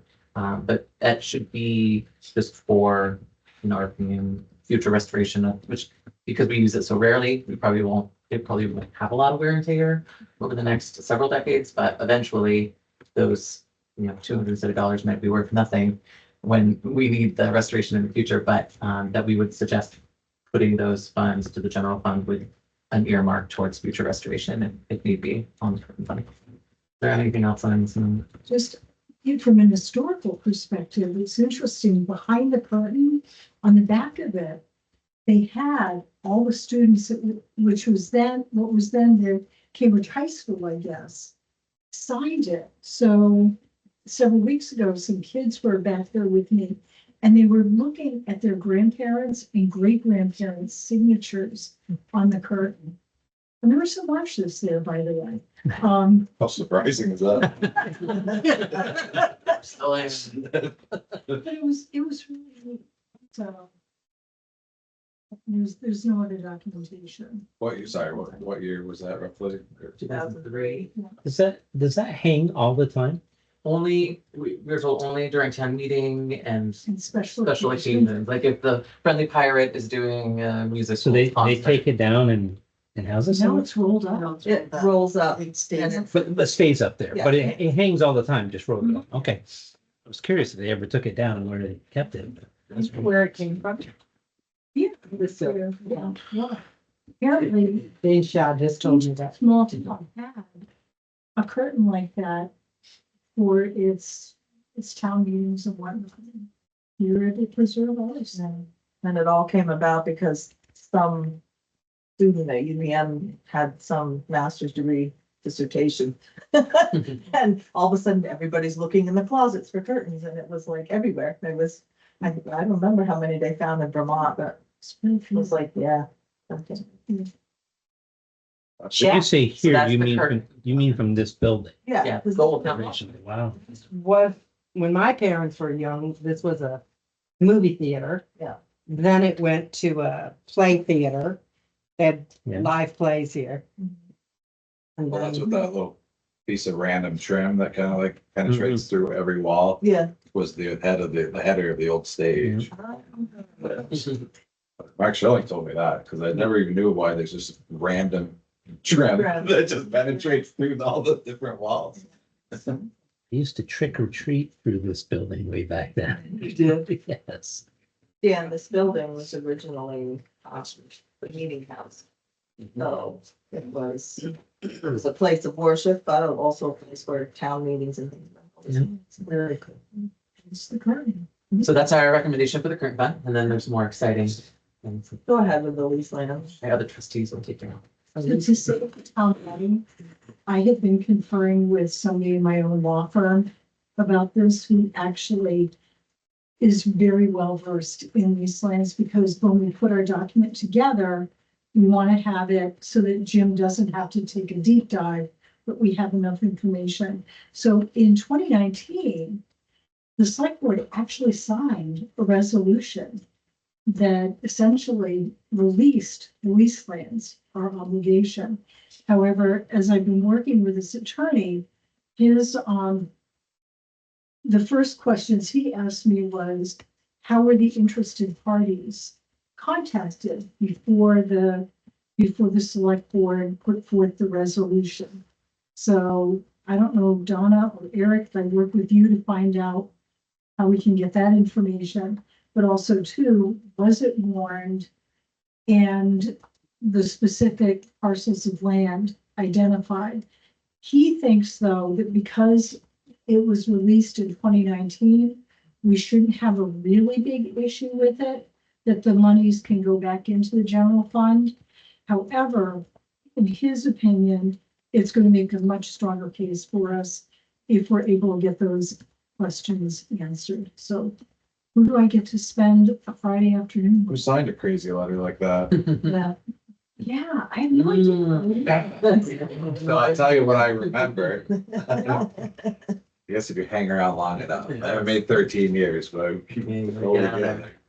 What I remember was there was a specific piece of land, it was just up the road here, I believe. Yeah. That was being purchased. And I think they discovered back in the easements and the land records that there was flagged as lease land. And they couldn't, it was it was in the title search, it was flagged.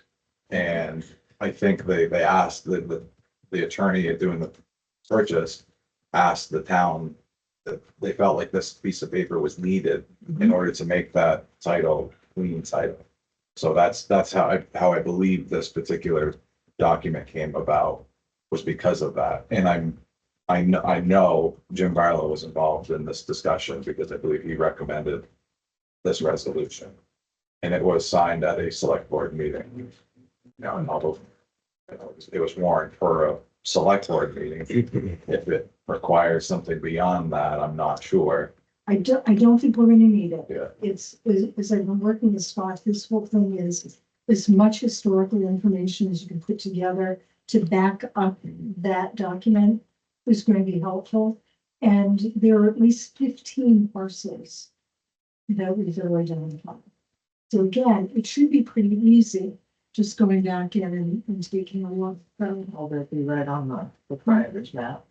Well, I recall, and I could probably find it in the somewhere. That was back, Marguerite was back then. I don't know if we put the packets. Probably didn't post the packets back then. But, I know, and everyone's gonna be surprised when I say this, George did a bunch of research on that subject back then. Oh, I've read it. Okay, Yeah, all right, we've so, seen it. I don't remember Maybe what it it's not, determined or what he found, but. Cause I never even heard of that before, and I still really don't know necessarily what it means, but. And that's why we're in pretty good shape with this, because so much work was done. That again, from a legal perspective. When we present this to Jim, you know, our whole package, Scott doesn't think there's going to be an issue. However, again, if I can demonstrate the research with, and I'll have Right. George's research attached to it, but also to finding out how it was warned, how we contacted the different interested parties, that's going to be the big piece. And then that should actually take care of clearing all titles. Yeah, cause it said here that someone couldn't, Yep. okay, yeah, it said here that they couldn't get their lease or their deed. So that's why we decided to go to pass 4-1. My memory's coming back, so. So who should I connect with? Eric, Donna? I think Donna's gonna be a better resource than me for anything like that. She has more historical knowledge of everything than I do. Okay. And so maybe I'm cutting to the chase or cutting you off early, but, and your plan is to like compile all this and then give it to Jim and ask him what he thinks or. The cemeteries are actually really, really easy. Summary in the That you packet. basically say, I'm right on the edge of my seat. It's not, he didn't send it out in the packet. This is from the website.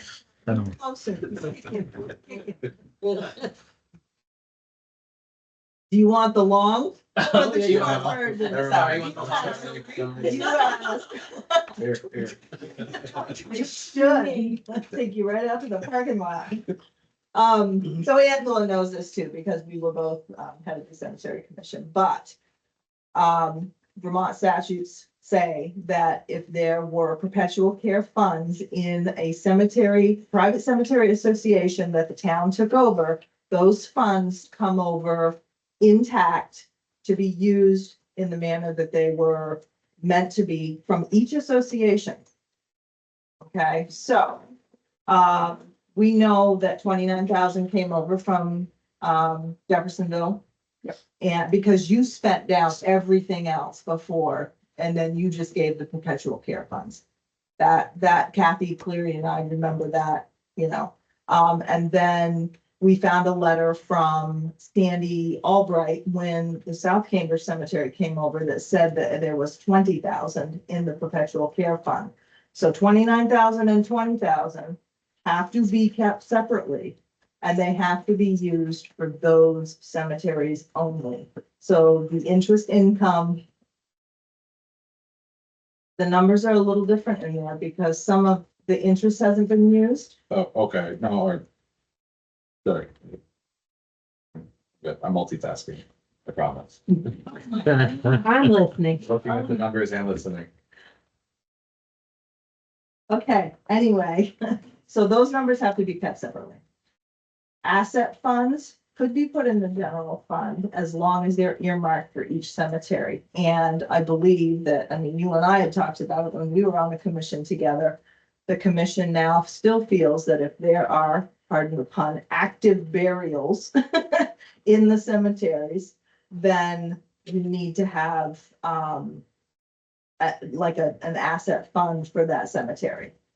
So it would be North Cambridge and Jeffersonville. Okay, the cutting fund is not, we don't think it's for a name, it's actually for mowing. Because there were no, huh? We're cutting trees. Cutting trees, yeah, because in 1913, there were no gas mowers. So it was cutting the grass. So that was a South Cambridge Cemetery fund, that can be put into, this is our recommendation, be put into the general fund. And But the, not the general fund, the general cemetery fund. yes, well, the general fund with, I mean, Within it's the a budget, but then it's picked out for each one. That's, yeah. And then the gray fund is for North Cambridge Cemetery.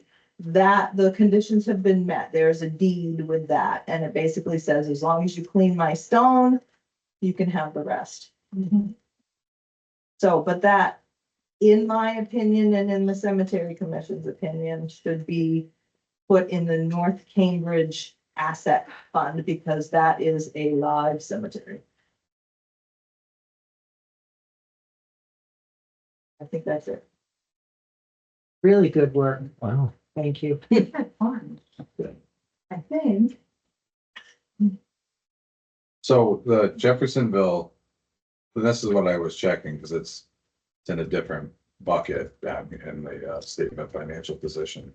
So is there a bucket of money that should be not part of the asset account? Should it be held separately? So you got the cutting, the gray, then there's the South Cemetery. The South Cambridge GD, that needs to be rolled, well, that needs to be put into, 20,000 of that needs to be kept intact. And then any interest from that can be put toward general cemetery use, because South Cambridge doesn't have active burials. You know, I wonder if the sheet that Kathy worked up might be helpful. I thought we, Is that what this is here? And you gave me a cleaned up version to submit. oh, Kathy had I a did the number one, sheet. yeah. I honestly, I found that confusing. Yeah. So. Those numbers were really close. Yeah. But it was a little off. So what, legally, what you're concerned about is the number that came over. And because perpetual care wasn't given in $12.99, they were all $250 or 100, zeros on the end of those. That whatever is extra over and above the 20,000 for South Cambridge or the 29,000 for Jeffersonville, are all interest income, basically. Proceeds. So you understand what I mean? They have to be kept intact, that base amount. And that was just those two. Those two only had perpetual care funds. North Cambridge probably did, but there are no records. Whatever records came over doesn't say. So that unfortunately has been lost to time. And that happened before the town took it over. Right. So, And is that gonna be part of the ask the Jim is, since there are no records, does that mean it can get rolled over, or is that? Basically. Okay. They're orphans, basically, so.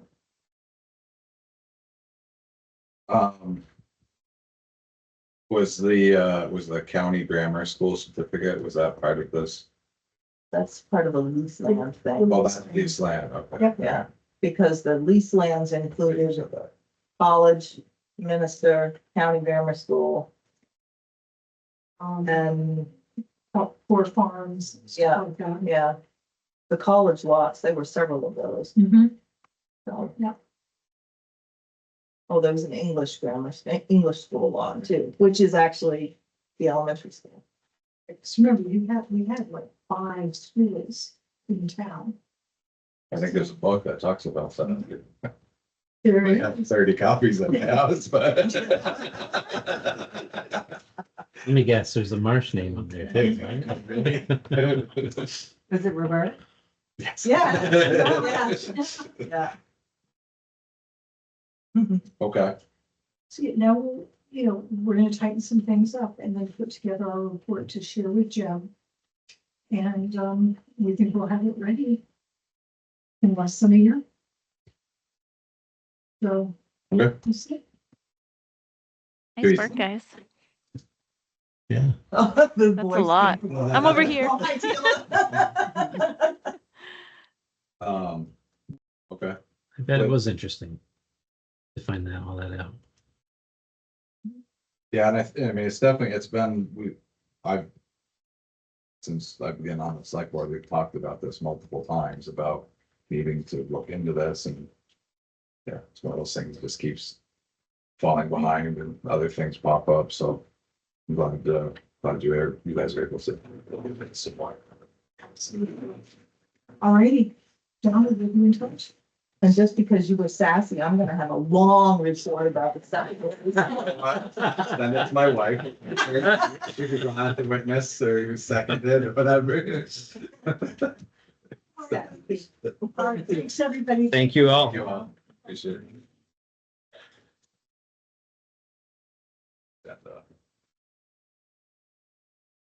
Loyal County Sheriff's contract.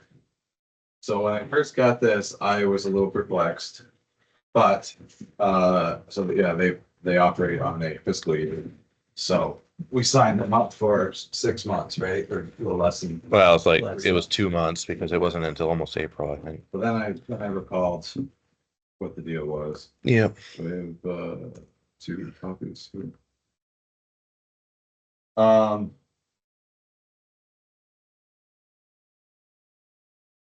The only thing I couldn't recall.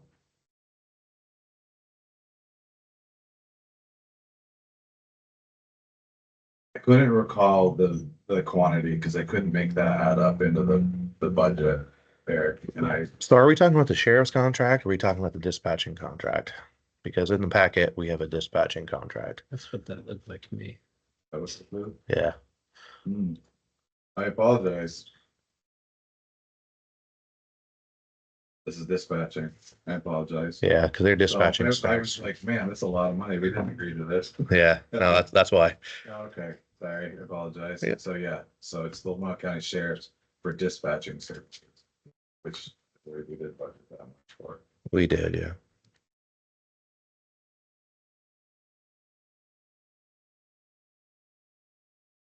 $104,905. This is $104,904. We're gonna spend $1 on. So if there's no questions, there should be a motion in order to sign the Lamoille County Sheriff's Department contract for dispatching services for the fiscal year, July 1, 2025 to June 30th, 2026, in the amount of $104,904. What was that number again? 104,904. Is there a motion to that effect? So For a second, Second. any further discussion? All those in favor of the motion signify by saying aye. Is this Aye. amount, sorry, is this amount the same as last year? No, it went up. No, was it the meeting we went to, Eric? It is the 4.5%. Okay, sorry. Thank you. It did go up a little bit. Looks like $3,000. Yeah, it was like a 4.5. I remember talking about this. They have great service though. Yeah, and I guess I'll say we did bring Sheriff Marcoux in last year to talk about this. We did Um, in December, I think. yeah. So yeah, anything else? No, thank you. We can finish. All those in favor of the motion signify by saying aye. Aye. Aye. Opposed, abstained, motion carries. So were you originally thinking this was something else? I was thinking it was the dispatch, the sheriff, patrolling. Which Yeah, I got still- them confused too. Which needs to be addressed, right? Didn't we Didn't contract with them through the end of June? Yeah, but they haven't sent us the. Oh, they update haven't. yet. Okay. Yeah. He's working on some numbers and. Okay, yeah.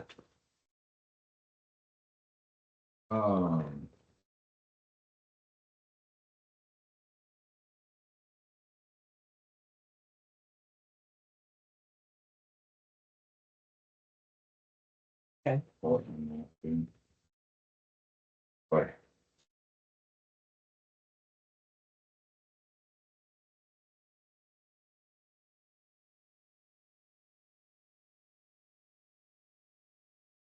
So the next topic I had was The second page. the business park, Duplicate. Oh, okay.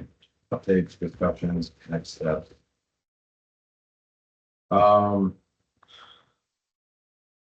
we haven't, there hasn't been any significant number of requests or new inquiries on the two business park lots for sale. We reduced the price.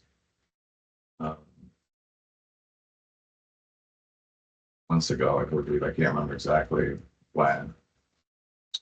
I guess it was this spring, right around town meeting time. The number of inquiries has dropped again, not really any new ones. I would, what I was hoping to talk was, whether we should lower the price again.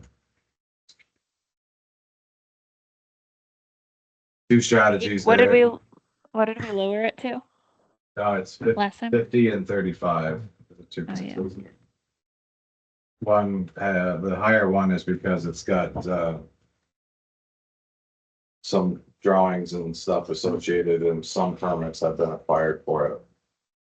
So I think it's worth a little bit more for the value there. Two things, I think submitting a lower or putting a lower price on it will help generate a little more interest, but also by lowering the price, sends a flyer out, a notification out to everybody who currently has asked for input on it. So it might generate some more interest or buzz on the property. So it's currently not doing us anything by sitting there. I've never believed that we need to get rich on this property. So, but I don't have an exact number in mind, but I was thinking something like, 40 and 25 or something like that, dropping 10,000 a piece. Did Peter have to buy that other property? Remember, Peter, that was gonna be a rep from the board Oh, to go to that tax sale. no, They sold. yeah, so good. So I was just looking for a motion to, or we're looking to see, I guess, what you all thought first off, What are they currently? 50 and 35.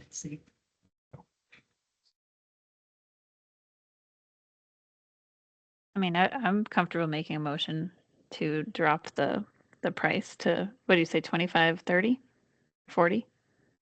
I was thinking, 40 and 25, is that right? 40 and 25. yeah, 10 a piece. I'm comfortable with that. I'd rather see the land have some use for somebody. Okay. So did you make a motion? Oh, I'll make a motion officially to drop the price for the Cambridge Business Park properties for, what do you say, 40? 40 and 25. 25. Lot 5 would be 40,000, lot 3 would be 25,000. Seconded. We're gonna grab out of that one. All those in favor of the motion signify by saying aye. All right. Aye. Opposed, abstained. Awesome. Next steps. I cannot recall where this was, where I left this, if this was the past select board, or if I mentioned it to you all. But one of my hopes was that, given with the buyouts that are happening in town, that there's still a large portion of this lot that's unused, currently just wooded. And it's kind of appropriate that we're talking all this land use and subdivision and everything else. My real hope was to take the proceeds from selling these lots to further investigate whether we can do some residential development on the remainder of that business park parcel up there. There'll be at least 100 acres, which does include or it's 125, I think, which does include the landfill as well, but there's still large chunk up on Route 15 as well. Is there a drawing by chance? Huh? Do you have a drawing by chance? No, but I could probably, if somebody was on the computer, could pull up the tax map. That might not on it too. Sorry. I didn't realize there was still that much up there. But keep going with your thought. So I talked to Bumley Engineering. They're the ones who did the permit for lot 5. And I said, well.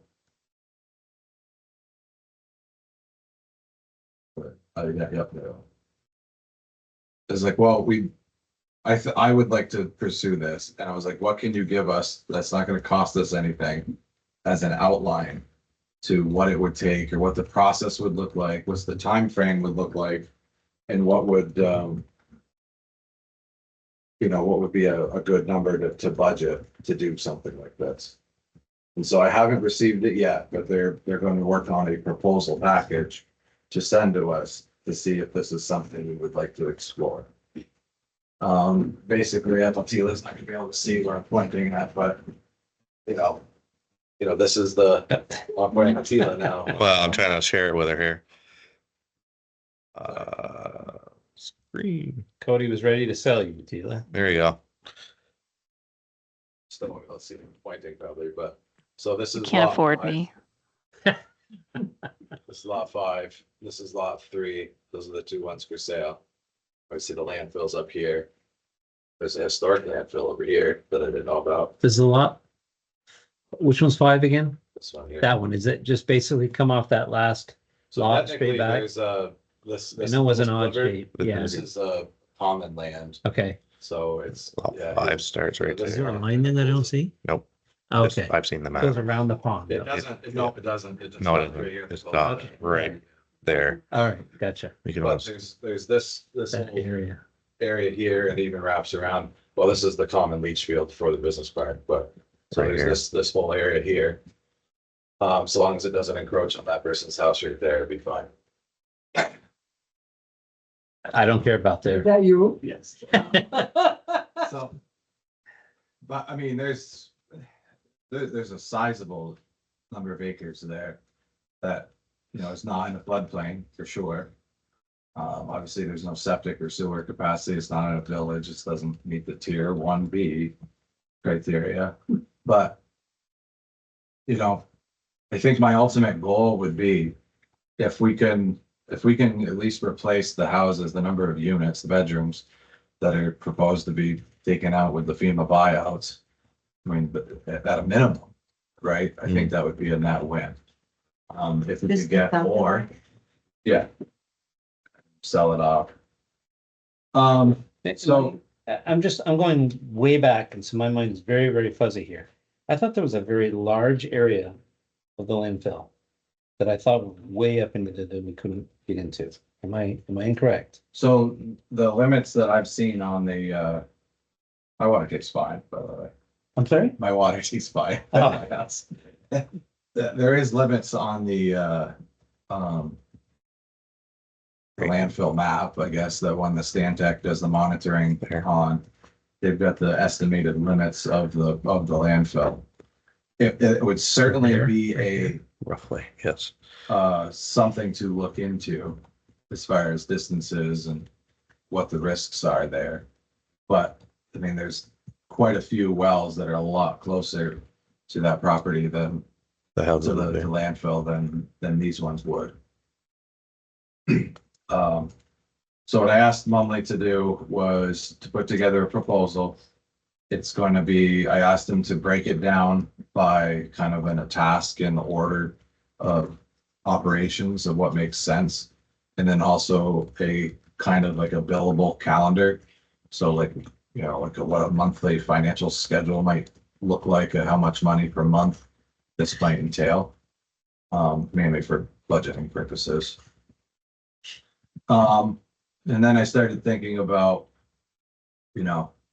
how much of this is it realistic for the town to take on? And what our options are. I've done some research into some other municipal developments in the state. There's a couple different options out there that some other towns have done. Some towns have gotten grants to finance some of this stuff, the investigation, the development, those kinds of things. some towns have opted to put an RFP out and request a developer, basically submit a proposal. And as part of the proposal, there would be like some terms of, you know, shared risk and shared rewards of what developing up this property would be that would, you know, help limit the financial burden, at least up front, to the town by having a strategic partner available. So there's plenty of options. My gut feeling is that no developer is gonna want to jump in on this unless there's some level of investigation that's done initially. Now, things like checking wetlands, checking deer wintering yards, checking streams, checking, you know, any number of things. Which is the main reason why I've asked Momley to kind of put together this proposal to see what this is. There is 23 or 20 some odd thousand in the business park fund. My hope was that there'd be some more money with selling those lots. But regardless of those three numbers, I'd like to try to think about, like us to think about how much of this is it worth financing at the local level to get it to a certain point. And then, well, I guess before that, if it's something worth exploring. And then two, how much money is it worth investing into it?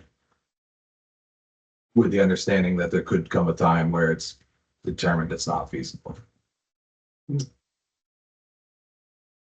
So, In your vision, is it individual homes? Is it low income housing? Is it housing like Man's Meadow housing? Is it like, what's your vision? I don't really necessarily have a vision. Okay. Talking with Momley, there's lots of different options. It would have to, this would go through Act 250, no matter what. For several reasons. And he suggested a couple different ways we could go about it. You know, if you do the initial investigation, you bring a developer on at that time. It might be working with a developer to see what they like would prefer. Like maybe they would want to do mixed use. Maybe they'd want, you know, some apartments, some single family homes, you know, a mixture, or just make it all lots, different individual house lots. You know, we could sell the whole parcel as a big thing and let them chop it up. We could, you know, there's plenty of options, I guess. And I left it with Tyler Mumley with the understanding that we are a municipality. We're not a private developer. We don't have bottomless buckets of money to just go into, and, you know, this is, got taxpayers' money at hand here, but I did also inquire to Marguerite at VLCT, asking about, you know, this particular project and what are some options. Typical Marguerite fashion, she didn't just reply to me, she gave me an essay with about 800 options. Wow. A lot of them are, I think, somewhat far-fetched, but they're things that other towns have done. The town of Dorset, Vermont, they're the ones with an RFP out for a developer. They've got like 150 acres that they're gonna develop. And it's, I mean, way down Dorset, but it's a, you know, very similar type project down there. So yeah, that's pretty much all I had. I just wanted more make you aware. And if you all tell me, no, you're crazy, stop this. You know, Stop the madness. but I do intend, once he gives that proposal, to present it to you guys for a more thorough discussion, and we could probably invite Tyler down and talk with him. Worth looking into for sure. That's really all I have. Is it a good place for a rec center? I'm just kidding. I'll sell them 2 lots right there.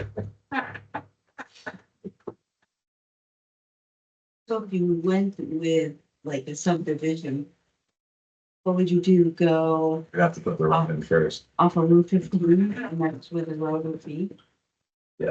So For 104, because that's a class 4 road by Goodyear I think Lane. there's too many wetlands down in there. Is there? I would say you're right. You would have, your best bet would come off of 15. 15 right there. Right And how at the many end of acres is this?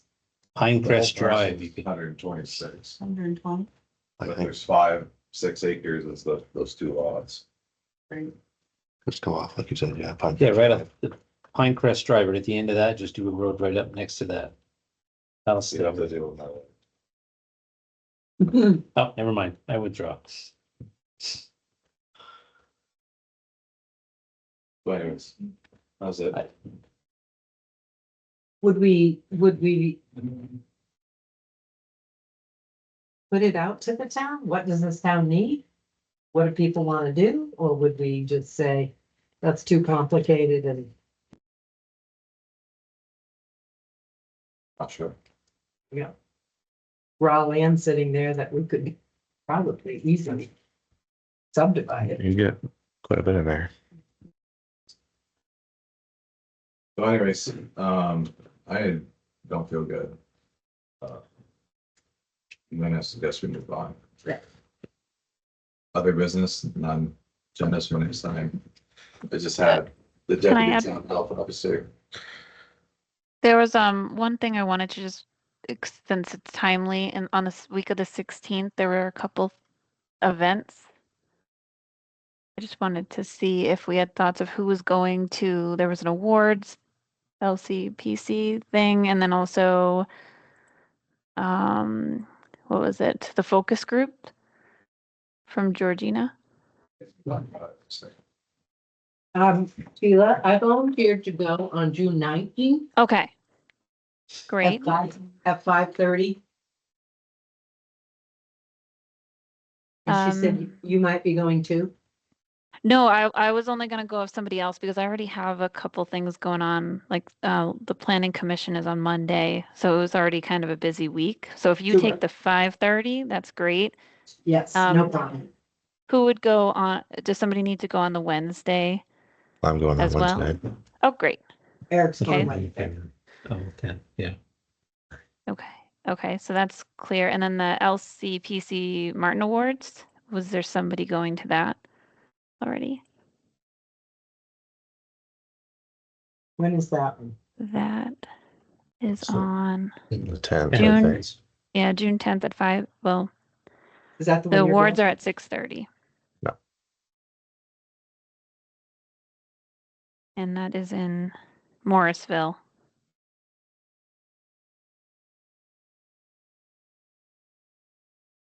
And the 10th is just next Tuesday. Yep. Do we want representation there? You don't need to. They'd like to. They like you to, but I can do it I've- if we need somebody there, I can. And I could probably too. Angela, do you want to just text me on Tuesday and you or I can go? Sure. What time is that one? 6:30 is the awards part. Okay. And that's also at the LCPC's office? Just double check, because they usually have it at different locations every year. Just set it up, sorry.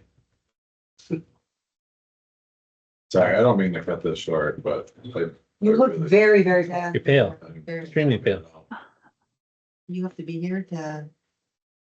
Well, the only thing I had on the other business or the agenda is deputy town health officer for next time. that's already on there. So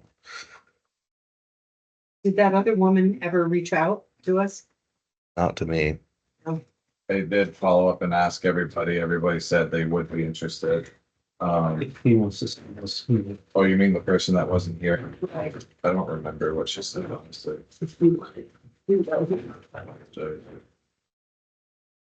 That's okay. I just was curious. All those in favor with adjourning, signify by saying aye. Aye. Aye. Adjourn. Feel better. What, just come over. Something hit you hard. We'll just take it out of here with you, that's all. Oh, man. Thanks, guys. I'm in Idaho, so I'm 2 hours behind you. Oh, wow. Yeah, don't be jealous now. Where in Idaho?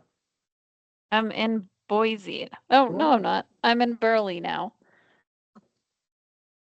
Don't know. Burley, Idaho. I'll bring you Do they back have, some do they have potatoes. sunshine? Oh, it's beautiful. Sunshine, snow on the mountains still. There's not a lot here though. I sort of would like to go to that planning commission meeting just for information. Oh yeah, Monday. yeah. Is that- I'm there at the library from 7 to 9. 7 to 9. Okay, thank you. Okay. Yeah, and if you want to be in person, we're at the library. Okay. But we're awesome. also online, so nobody goes in person. It's just usually April and I.